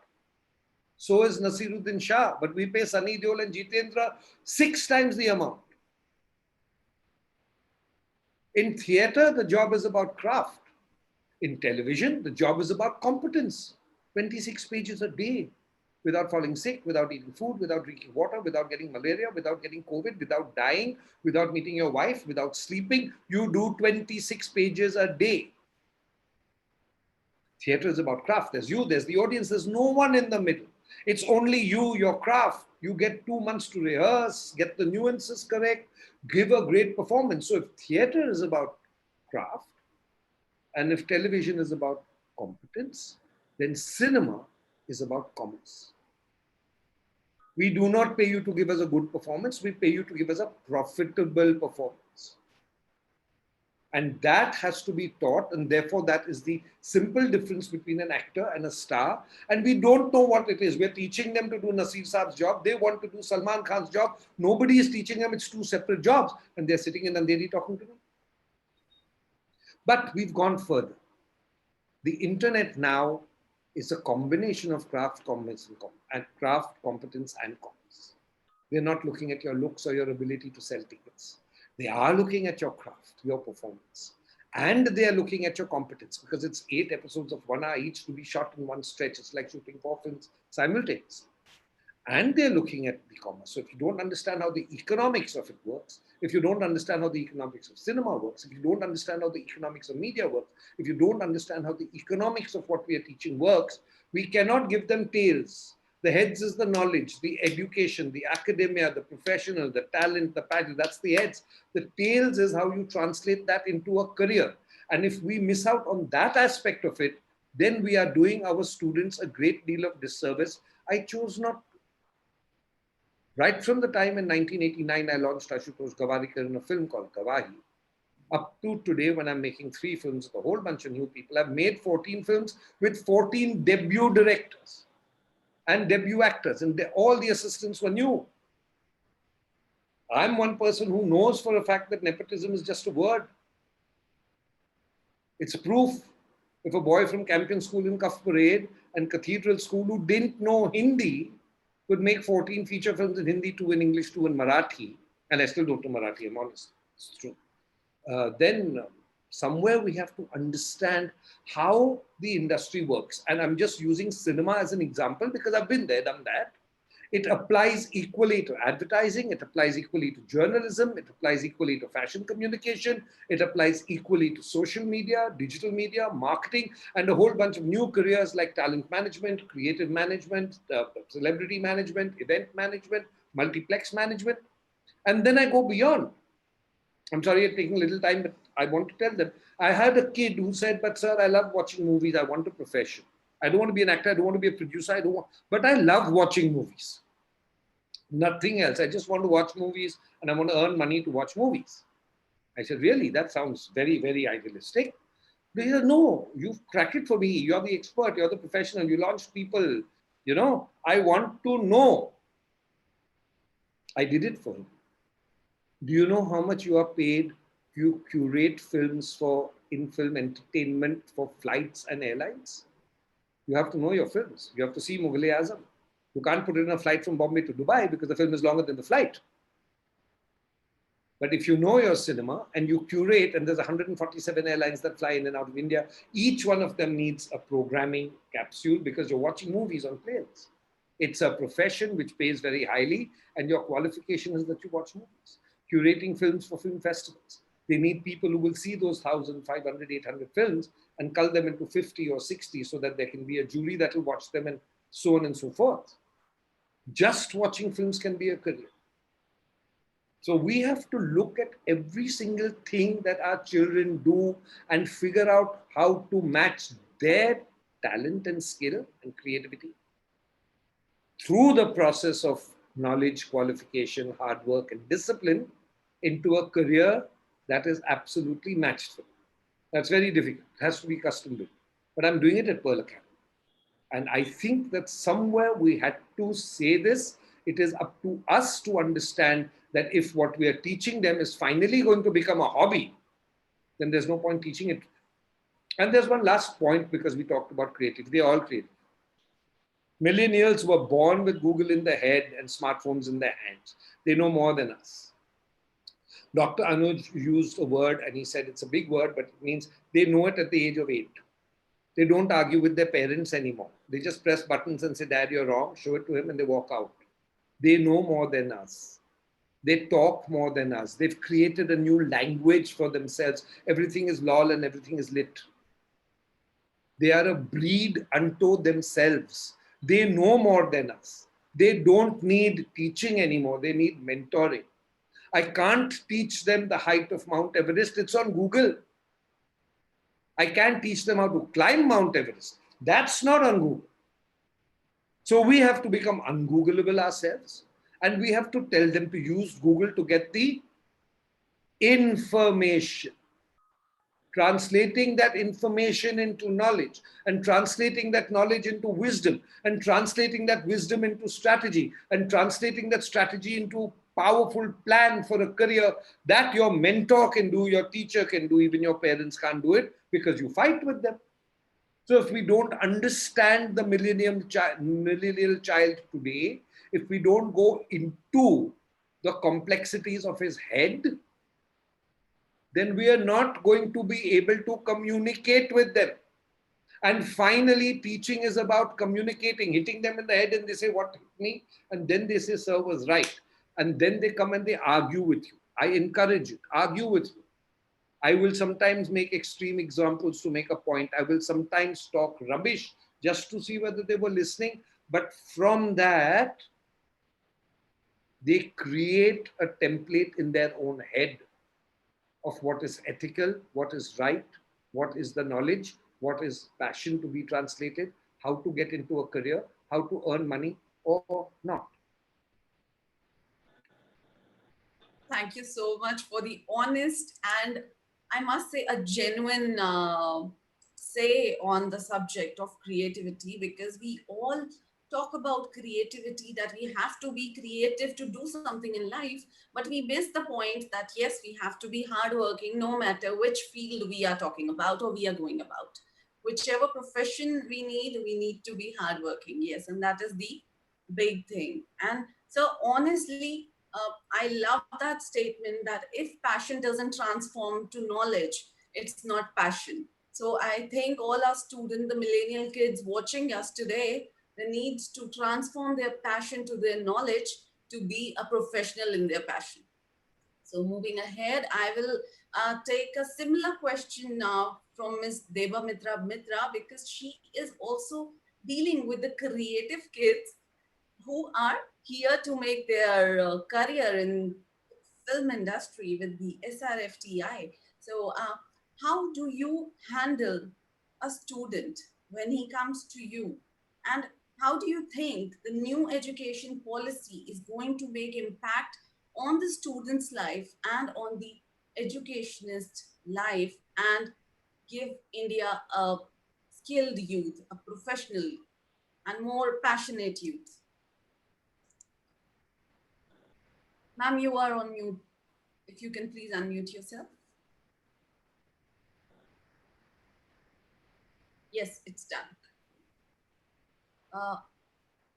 Ma'am, you're not audible.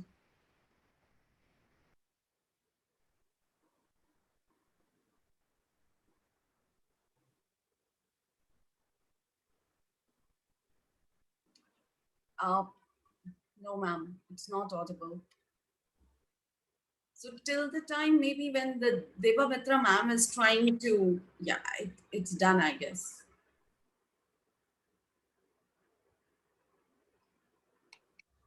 No, it's still not audible. Let's take the same creativity point with the Nilesh Thomas sir, as he has been into creativity. When we talk about music, music is something that it's in our soul. I think when a kid is born, since that time they move their hands or legs towards the music, right? So how do you change the perspective of students joining you and making them professionals? Okay, that's. I hope you can hear me, right? Yes. Your audio is fine. Cool. All right. So, well, that's a very interesting question. Even though I was not really fully prepared for it, but that's a question that we normally answer to a lot of people, including parents and students. Well, like what Viveck was just saying now, that watching films itself can actually become a career, right? But normally when you want to become a film professional, like if you want to become an actor or somebody who's involved in film, I wonder how many people really think of a professional like that. So the same way, when you think about music, especially parents, they are very concerned about what are you going to do with music as a professional. Most of the time, people tend to look at music as hobby, highly to make a career out of it, highly competitive. Usually the question would be, how many auditions can be there in a country, right? How will you get an opportunity? So a lot of the students who come to us, I would imagine is the same for most music schools. They actually come with a certain idea of what they want to do in music. And usually I just want to be part of a band, or I want to be a music director. But once they get exposed to the community of learners and teachers within the music education space, they get exposed to a lot more avenues out there. For example, writing music for video games. If you speak with the experts out there, they actually say music for games is probably much bigger than the music for Hollywood itself. And no one usually considers that as the first opportunity. And once they come to the school, they take a couple of classes, maybe they attend a master class with somebody who's been writing music for games. They actually see, oh, wow, that's something I really like. And I've been playing a lot of games. Now I want to see how I can be, creating content for it. So that's one way you actually go about it. Surprisingly, a lot of people take a passion for teaching music. And I don't think, you hardly come across a 15 or 16-year-old saying that I want to become a music teacher. And fast forward 15, 20 years, and then you actually see they're one of the best music teachers in the country or in the region. So that's again an acquired opportunity they actually pick up when they actually come into the field. So typically what happens in the music school is that it opens up your radar, right? You see beyond the performing musician, and you start seeing a lot more. For example, Viveck again pointed out a very pertinent question. Somebody watched a movie for 45 times, who the cameraman is. And most of us don't know such things, probably because we skip the credits. But if you really go back and look at the credits of a movie or a game or a net series, you actually see the number of people who actually work behind it, right from music supervisors to editors to probably sound designers. So it's a iterative and evolving process. And I think that's a very important role institutes like us have to play, to kind of educate students about what they could do, and in most important aspect of probably becoming an entrepreneur rather than just becoming an employee, right? Because in media and entertainment, you hardly find employment like how you would find in hospitality or engineering or software or banking. It's mostly either doing freelance work or you creating your own environment of work. So a lot of people probably end up becoming their own job centers. They probably provide job for a lot of other people. So that's how we just kind of stoke that creativity and then nudge them towards this open ocean and say, pick your choice, right? And then you actually become that. And I just want to tie this back to what Dr. Kacker said in the beginning. He spoke about resilience. And that comes from your ability to transfer these abilities in a very versatile manner, right? Because if I'm a performing musician and that's the only thing I can do, the last 5 months would have been terrible for you, right? But if I was taught resilience and versatility and how to transfer these skills, in the last 5 months, maybe I would have created music content that would have actually benefited the society in much better ways. And I would have found a new opportunity in the challenge. So I think that's what a really good training environment should actually give a learner. Right. So with this, it's now we have talked about creativity in acting, music, how private institutions are working towards the new education policy. I would like to come back to a sector of media and entertainment, which has rather grown during the COVID situation. That is the AVGC sector. So with the new technologies and training models, how do we keep growing with the needs of AVGC industry, and how are we going to come up with the new education policy and stay with the needs of AVGC industry? If Dr. Kacker can please answer my question. Thanks, Pooja. I think you have to go back to Ms. Mitra, because I think we could hear, I'd love to hear her views also on this. But since you've asked me see, what does AVGC today have a situation? As you said, we have grown during the COVID times. Particularly certain aspects like gaming and digital media, many components of the whole place has actually grown. So, so we are in a sweet spot, but in a bad spot, and I'll explain why. We are in a situation where we have more number of jobs than we have the right people for. So why is this the case? This is the case because not enough people, and I think one of the panelists made this point earlier, that not enough parents or not enough students view it as a serious career at the school level. So we have a problem of creating the funnel. And I think that is one key aspect which the NEP is likely to do, that because, right from middle school onwards, they're going to get exposed to certain aspects of vocational streams. So they will have a longer period available to them to decide whether they are cut out for it or they don't think they like it or it's not for them or whatever it is. So we'll have a larger funnel so that by the time they come to the stage where after high school they want to get into a a career choice, they would know by and large what the whole thing is. So that's one key thing which I think NEP is likely to play a role in.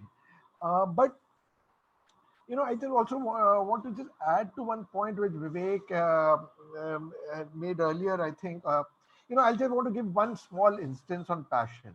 I think it's a little out of context of your question, but it's a very important point.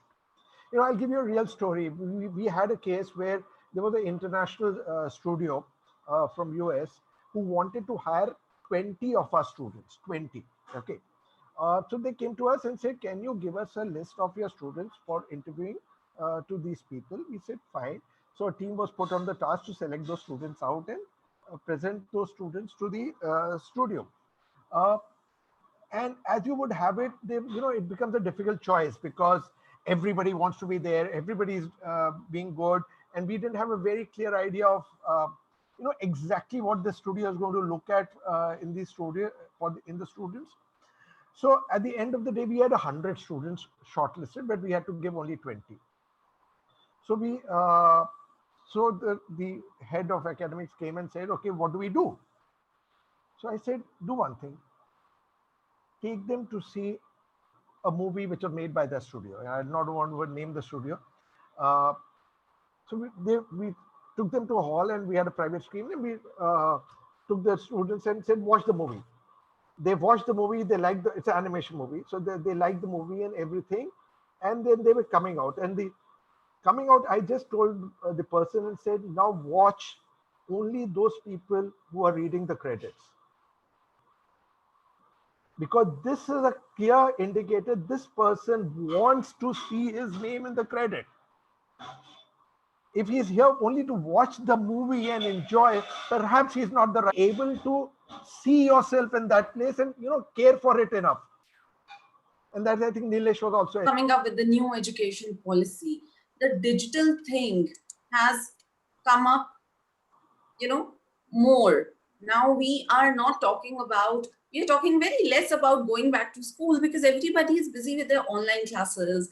They are learning online, and in that ways, how an educationist, how do you fulfill the needs of those specialized courses for the demand that are actually in demand in the industry? So if Mr. Turakhia can please respond, how even on online days, how can we handle the specialized courses?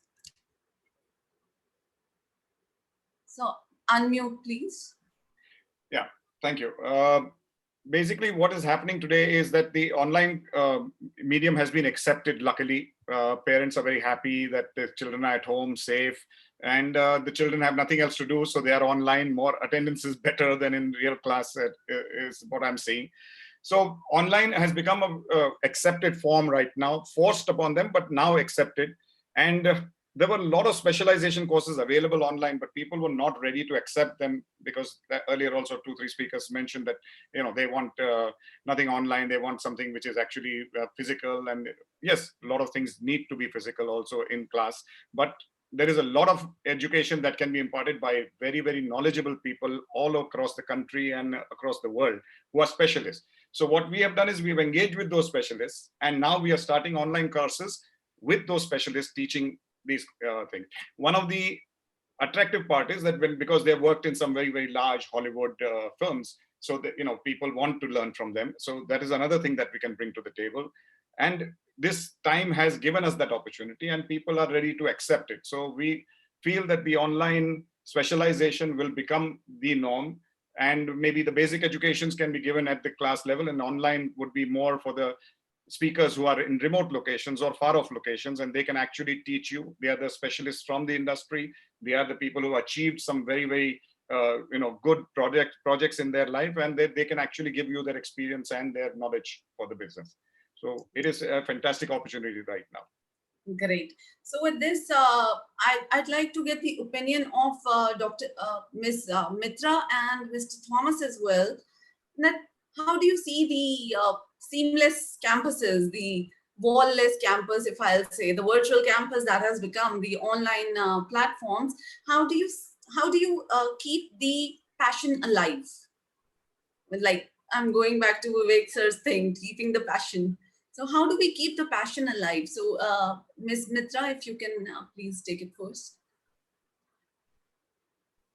No, I can't. Ma'am, you're muted. If you can unmute yourself. Let me try from the back end. Just click the notification.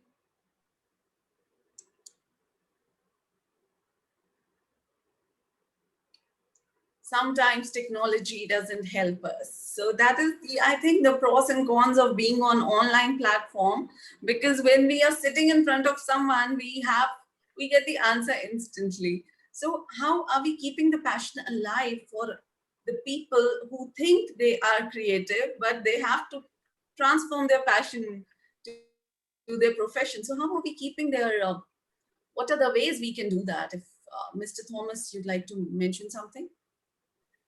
Well, yeah, I think it was a perfect example of how technology can sometimes, play a very nasty prank on us when we try to do this. So, in the last 5 to 6 months, I don't think institutions had a choice but to move on to a digital form of delivery. The good side was that, like most of us agreed and commented before, the acceptance increased tremendously.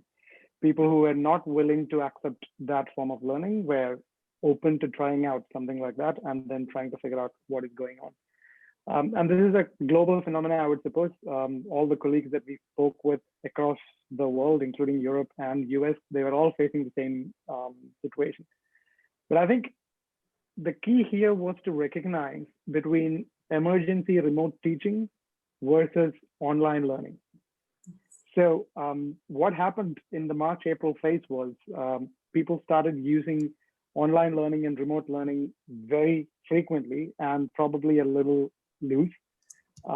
So anyone who could get a Skype or Zoom infrastructure in place and deliver a class literally was considered online learning. But I think real online learning goes way beyond that. So what we probably achieved in the last 3 months is emergency remote teaching. We minimized the disruption.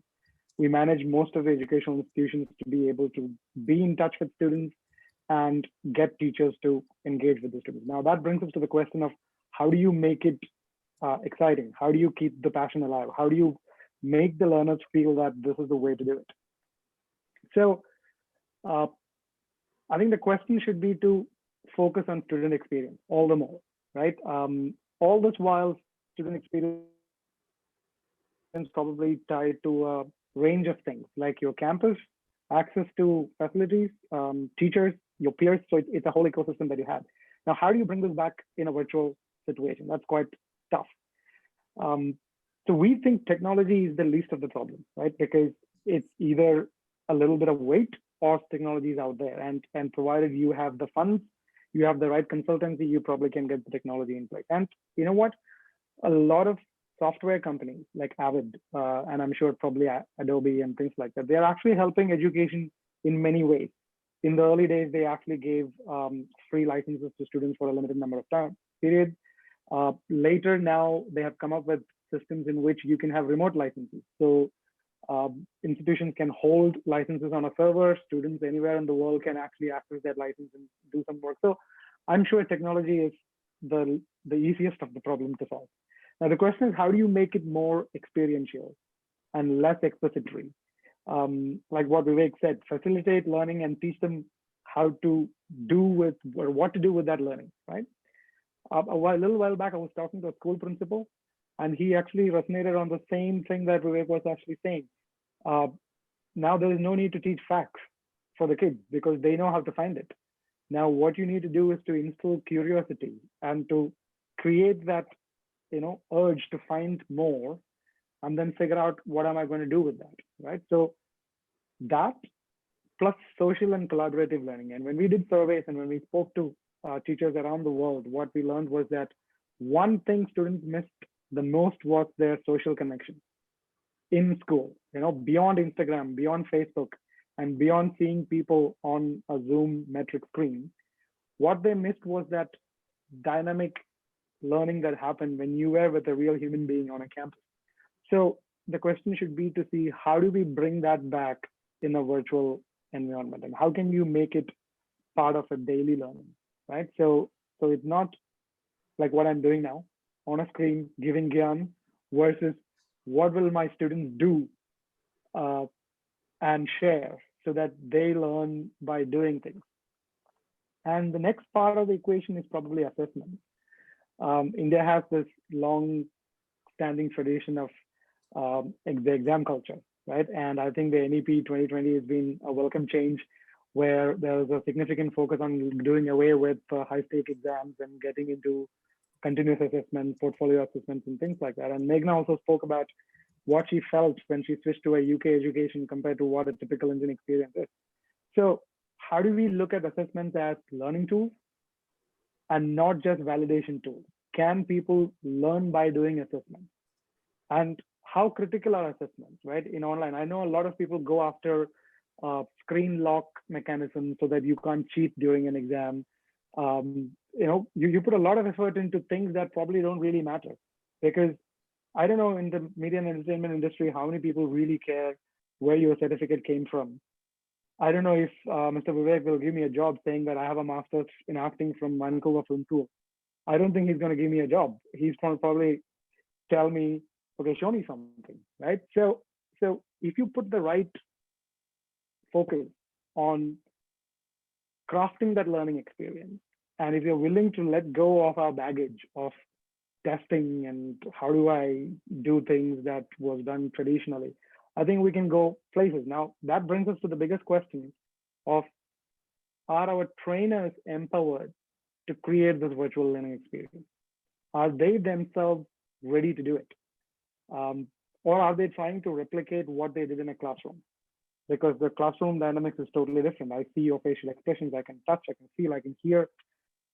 So are we supporting our trainers to create this exciting online learning experience? And I think that's the main focus should be. Everything else will actually fall in place. And I think when we started, Dr. Kacker said, it's not about the honors of the learner, it's more about the honors of the training providers. And I know that places like Pearl Academy has been putting a lot of effort into empowering their teachers during the lockdown period to learn how to create a very engaging experience online. And I think at True School, we've been doing the same thing. We put in a lot of effort into supporting our teachers. And it was also a stressful time for teachers because they were really pushed into the deep end and told, now you teach online. And they were like, how? And we really have to go and help them. And, if you ask me, if we focus on the opportunities of virtual learning, it's going to really transform how India is skilling and educating people, because it's going to make things more accessible. People can probably learn from different parts of the world. And like what Rajesh said in the beginning, the private players probably will take and run with it. And the bureaucracy and red tape is going to be short-lived because world is shrinking. If we don't do it, global players are going to do it, and nobody is going to stop us from, our learners going and learning from someone else. And even if we say that we don't recognize those certificates, I don't think that really matters, because the certificate recognition is not the key point over here. It's about the skill, right? How do you get this going? And in closing, I think our biggest challenge would be execution, because if you think about it, in the last 6 weeks, everybody was talking about experiential learning, vertical integration, student mobility, credit transfer. We've been dropping all these big terms, and it's just that we are probably 20 years late into the game. And we really need to know how to fast track this and execute this. And I think that's the future. And as a side outcome of this, what we did at True School is we actually created a teacher training program, which was never our intention all this while. But what we went through in the last 6 months made us realize, my God, we need to do this. So we actually created a teacher training program for music teachers, which is launching in October. And the entire focus is about how do you translate your domain expert into meaningful teaching using the constraints and the technology that we have. And if all of us are going to do similar activities, I'm sure this is going to give us a lot of opportunities, and skilling and can only grow from here. Yeah. So that's my 2 cents on it. Can I add to this a little bit, please? Yes, please. I can only say what we did at Pearl, since you mentioned. On the 13th of March, there was a lockdown. And we were back online with all our students. And believe me, 7 campus students on the 16th, which was a Monday. But in that weekend, we went through hell. None of us slept. We set up a learning management system, which we chose Blackboard Collaborate to be. Now, that is the biggest thing I think parents and teachers need to know. Online has now become a very misused word. Yeah. I take a walk in my building because in Bombay things are bad and we're still basically locked down. And they say, oh, we don't understand. Kabhi WhatsApp pe homework bhej rahe hain. कभी email से assignment मांग रहे हैं, कभी zoom पे बैठे हैं, कभी गूगल मीट पे बैठे हैं, कभी टीम पे बैठे हैं. So online has become a very maligned and a very misused word. What every educational system needs, what every educational institute needs is what we call a learning management system. We chose Blackboard. For Blackboard, you have to actually put in a password and enter so that your attendance is taken. Each class, and believe you me, whether it's advertising, cinema, journalism, each class is a separate shell created on Blackboard with a link and a password. So to enter class, again, you have to get your attendance taken. All the tools of teaching are on that particular shell, on that classroom, whether it's a blackboard, a whiteboard, whether it's a system where the entire syllabus for the year is loaded onto that class, whether it's teaching, learning, whether it's assignments, whether it's individual communication with the teacher without the others knowing, whether it's breakout groups that they can discuss in. So I think that as long as a lot of schools are neglecting to put in a learning management system into place and just carrying on, the word online is not really gaining traction with a lot of parents, because then they're coming and saying, but ye to kuch nahi hai, so why are you charging so much? So it becomes into a situation, but with a proper learning management system, I think a lot of things can happen. On the second level, what Pearl did was we actually created home kits. So my School of Media students get a selfie stick. They get the entire Adobe suite unloaded and free of charge onto their computers. They get editing software unloaded onto their computers. They get a Ring mirror. They get various tools of their craft sent to them. The home kit is sent to them so that they can do practical work in front of that computer and make their home into a lab. So the fashion people have been given dummies, they've been sent sewing machines, they've been sent 3D pens, depending on which school you are in, depending what your modules and classes are, you've been sent that entire home kit so that your practical work, your lab work, your student work, studio work doesn't suffer. And then on the third level, every teacher was supposed to do virtual teacher specialization. It's a very difficult capstone course from the University of Irvine in California. And for an uneducated man like me who became a dean by mistake, it was a challenge, but I did it. And yes, I mean, I was told after 45 years of making films, when they called me and said, be dean, I said, I'm not an academician. I don't know the fancy words that you use. I just deconstruct, and if I cannot explain in kindergarten language, I'm not expecting my children to understand. And our vice president, Nandita, was a wonderful lady. She said, we are not looking for academicians. We are looking for people from industry, because certain things cannot be taught as subjects. They have to be taught as real professions from the inside. You have to show them the underbelly of what that profession is all about, you know? And I said, yes, I'm having a wonderful time. My students are loving my classes. And basically what is happening is that it hasn't stopped me from my next 3 productions. One is a very big web series, which I'm making for Netflix. 2 are feature films. One is on education. It's the biography of Savitribai Phule, who was India's first woman educationalist. It's in my series of films. I already made a film on education called Rough Book. And it's won every award in every festival. And now it's on Amazon Prime. It's called Rough Book. And I was very bold in that film. I'm amazed. And I said that today we don't have schools. Schools are not temples of education anymore. They're shopping malls of education. And these are not our students. These are our customers, because marketing and sales and academics are all running hand by hand where schools are concerned. But if it is so, because when a child is paying 20 lakhs for a 3-year course, or 15 lakhs or 25 lakhs, then he is a customer. He can hand and pick and choose at that price where he wants to study.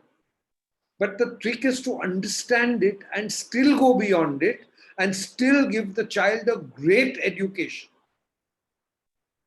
In my days, I used to get whacked by the teacher. I came home, there was no sympathy from my mother. She said, your teacher is right.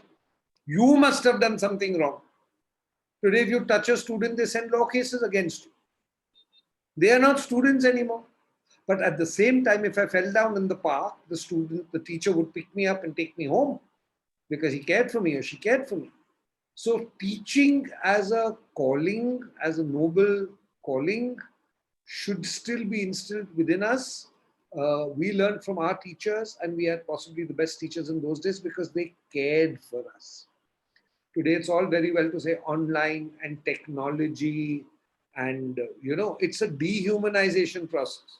My students call me up at 3 in the morning and say, sir, I want to talk. They can't talk to their parents because, parents are, unfortunately, their parents. And they can't talk to anyone who's unsympathetic. So they need someone they can talk with, they can communicate with. We used to do that in school.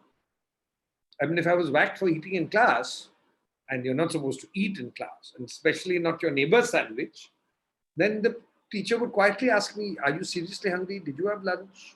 Did you not bring lunch today? They would try to find out. That was humanity. They cared for us. We must go back into a certain situation where online, offline, learning management systems, home kits, virtual teacher, etc. If as educationalists and teachers and guides and mentors, if we don't care for them, then there's nothing to say. All of them come as my students. All of them go as friends. All of them are following me on Facebook and Instagram. All of them get to talk to me 24-hour access to Viveck. Vaswani is taken for granted. Shah Rukh had it, so why can't anyone else have it? And obviously, if you look at all the hundreds of people I have launched, then whatever my methods, the strike rate, the success rate is 100%. It's not even 99. So I figure I may be doing something right. However, different things work for different things, different people and different educational institutes. I think as a system, there should be a learning management system. Teachers should be empowered to work online. But at the end of all that, if we as teachers are not human beings and we don't care for them, genuinely care, then it is a disadvantage to the student, and that should never happen. I could have been making a film sometime. I'm here teaching and I'm doing what I do best and I'm enjoying myself, is because finally it becomes about 150 years ago when I turned 50, I decided I would give back everything that I got. And I'm doing it even now and I'm actually enjoying myself. But yes, that's what we're doing it for. I think that's the best part of enjoying what you're doing. And when you are enjoying, and of course the other person is learning with the same passion, with the same zeal that you are showing, that's when the community grows, that's when the youth grows, and that's when the country grows. So with this, I would like to take the final note on your thoughts and your one-line suggestion to our students who are watching you from across the country, that how they can get benefited by new education policy. And yes, they need to get up. And Miss Mitra, are you again? We can't hear you, ma'am. We would have loved to hear it from you. It's unfortunately Mitra ma'am is not audible. So let's start with Mr. Ramaiah.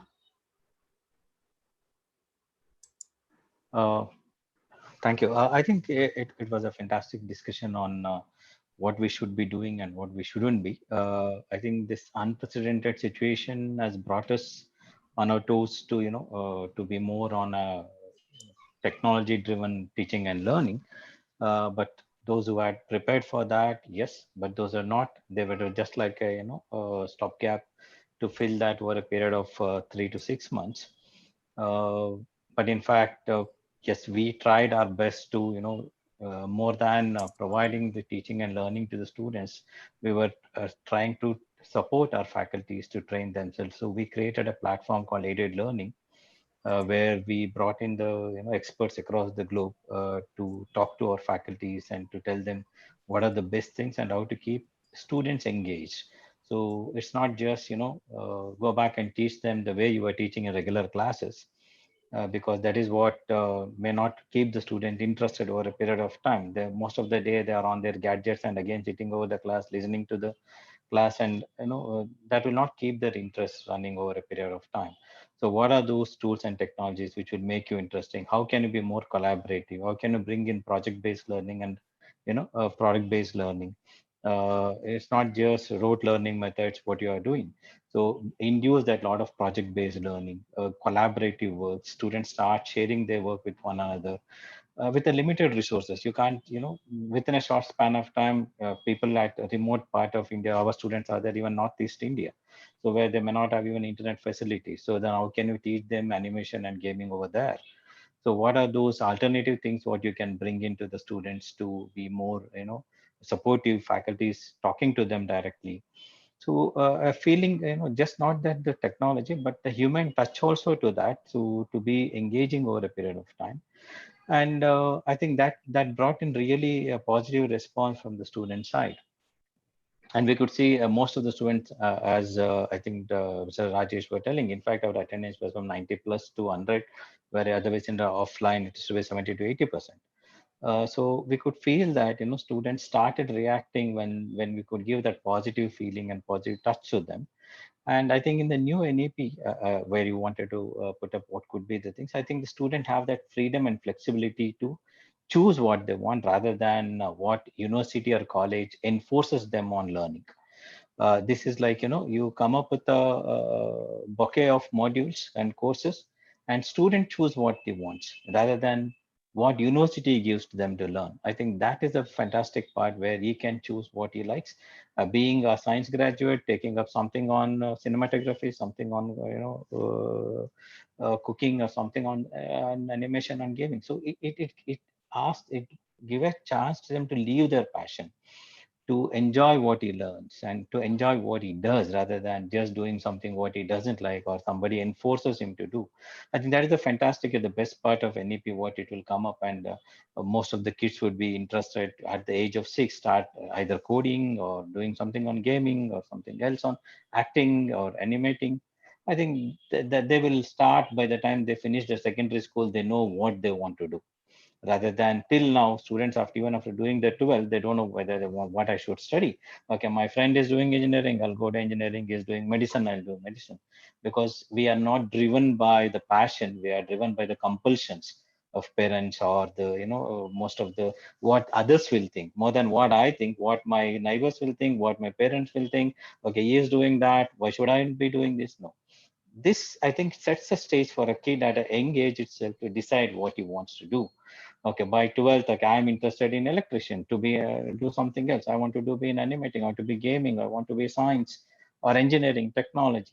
I think this will make our youth in a right direction what he should do and leave his expectations and live his life to. I think that should be the best thing. What I would like to conclude. Right. Thank you so much, Ramaiah sir. Let's take the parting notes from Mr. Turakhia. Thank you. Well, I think it's been very informative for me. Viveck's radical views in some of the things, and Thomas's views on what is happening in the online business, how he's training the faculty. I really enjoyed it. Missed Miss Mitra's viewpoints, but I think it was fantastic. I think there is a positive from this COVID situation also, and I think this online, sorry Viveck, I'm still going to use the word online. Online education is going to be the norm, and we are going to be having a lot of private institutions playing a good role with this new MEP coming up, and with the new policies giving leeway to children to become choose their path of their liking rather than just being forced. An accountant can become a filmmaker, and things like that, which would be a great thing, and he can lead and live his passion. So I really liked, I think it's been very informative for all the people. I've been seeing some of the comments also. People have really liked what has happened, and I'm glad to be a part of this. Thank you, Vidyadaan. Thank you, MESC. Thank you, all of you, for giving me this opportunity to be a part of this elite, panel. Thank you. Thank you. So something more from Viveck, sir, as the final note to the students. So you're muted. We'll just go back to what I said. And Mr. Turakhia, I have nothing against online. It's going to happen. I just have to distinguish between being online and being dehumanized. That can't work.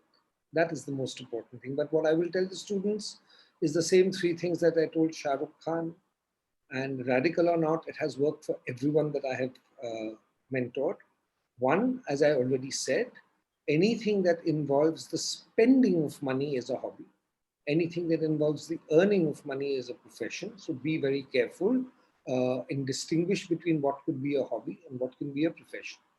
Number two, your passion has to translate into knowledge.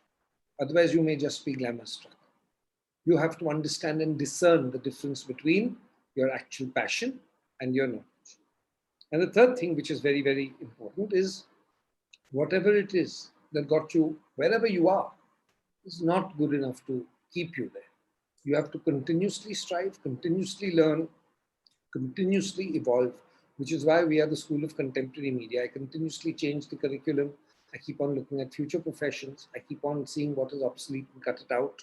So basically, these are the three golden rules by which I think students, you should not really go wrong. And above all, and the most important thing to all you students, be fearless in your choices. You know, don't think that I'll be a doctor or an engineer or a lawyer, and that is the safe thing, and I will do media or acting or singing on the side. Those are the bigger careers today, but you cannot get to the careers of your choices if you are scared. Be fearless and go ahead and do what you do best, and may you all succeed. Thank you. Great message. So yes, do what you are best at. And last from music coming to our souls. So let's hear it from Mr. Thomas. Oh, thank you, Pooja. And well, it's been a great pleasure to be on the panel. It's very intriguing, interesting, and probably radical views about things. And this is how we're going to move forward, I suppose. So I think my biggest takeaway is that the combination of the new education policy that allows choice-based credits and the freedom to learn what you might like to learn, and the pandemic-induced situation of learning things remotely gives students the opportunity to probably expand their learning horizon. For example, I am looking to a day where some of our students could actually take a film course with Mr. Vaswani in his institute, or some of the animation students learning the fundamentals of music production with somebody like us. And something like an MESC or NSDC with NSQF helps to bring this equivalence, right? Because you have these QPs, occupational standards, everything specifying different levels of learning.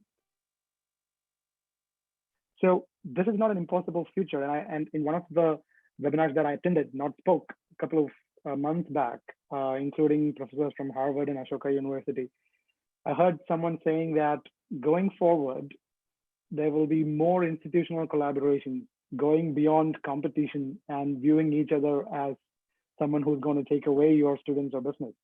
It's about modules being shared among institutions, students learning from faculty in another institution, getting credits for it. So that's the beautiful future where NEP-induced and the pandemic-induced situation can really give us a positive learning experience.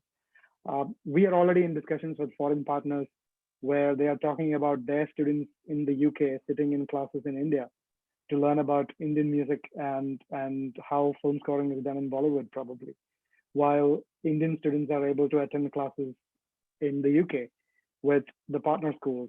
And most importantly, we're also talking about students from various institutes working together in projects where their credits come from their own respective institutes, but they are doing a part of a big project. So if it's a big film project done in one of the schools, some of our students could be scoring music for it, and some of the animation students could be doing the animation work for it. It's one singular project, and it becomes a transnational, trans-institutional learning experience. So I think I would leave the panel with that thought.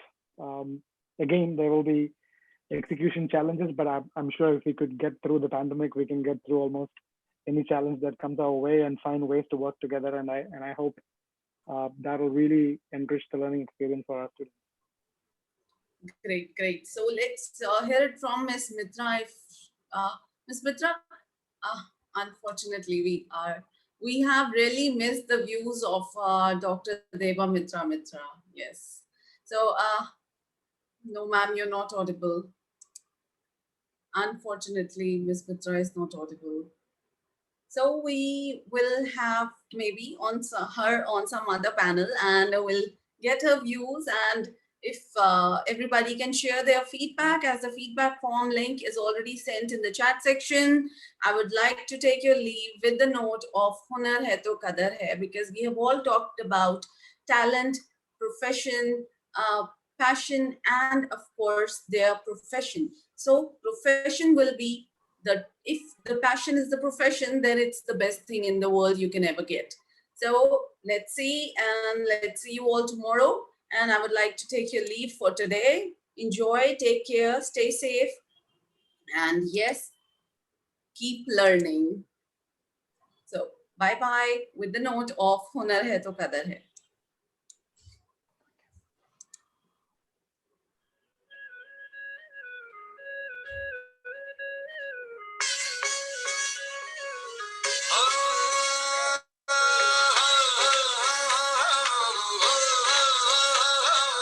ऊंचा शिखर है, लंबा सफर है।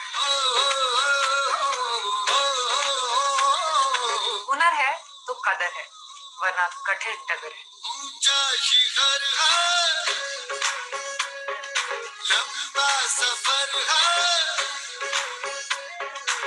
ऊंचा शिखर है, लंबा सफर है। और बात समझ में आई भैया,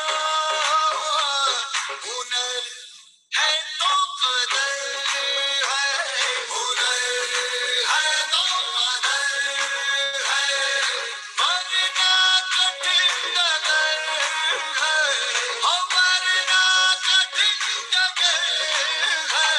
हुनर है तो कदर है, हुनर है तो कदर है।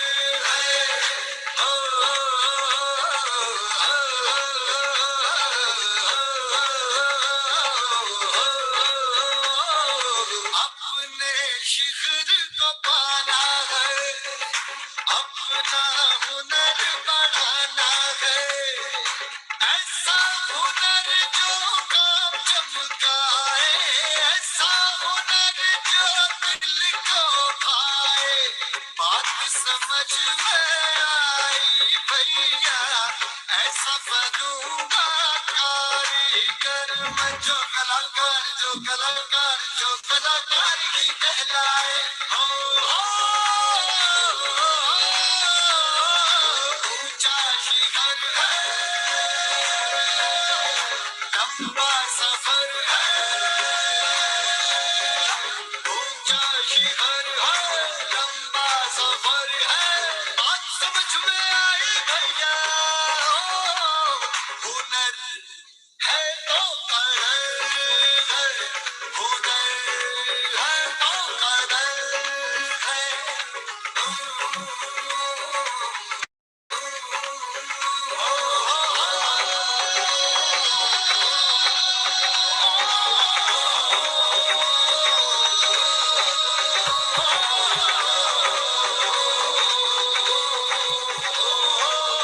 देश को विकास की ओर आगे बढ़ाना है तो स्किल डेवलपमेंट, ये हमारा मिशन है।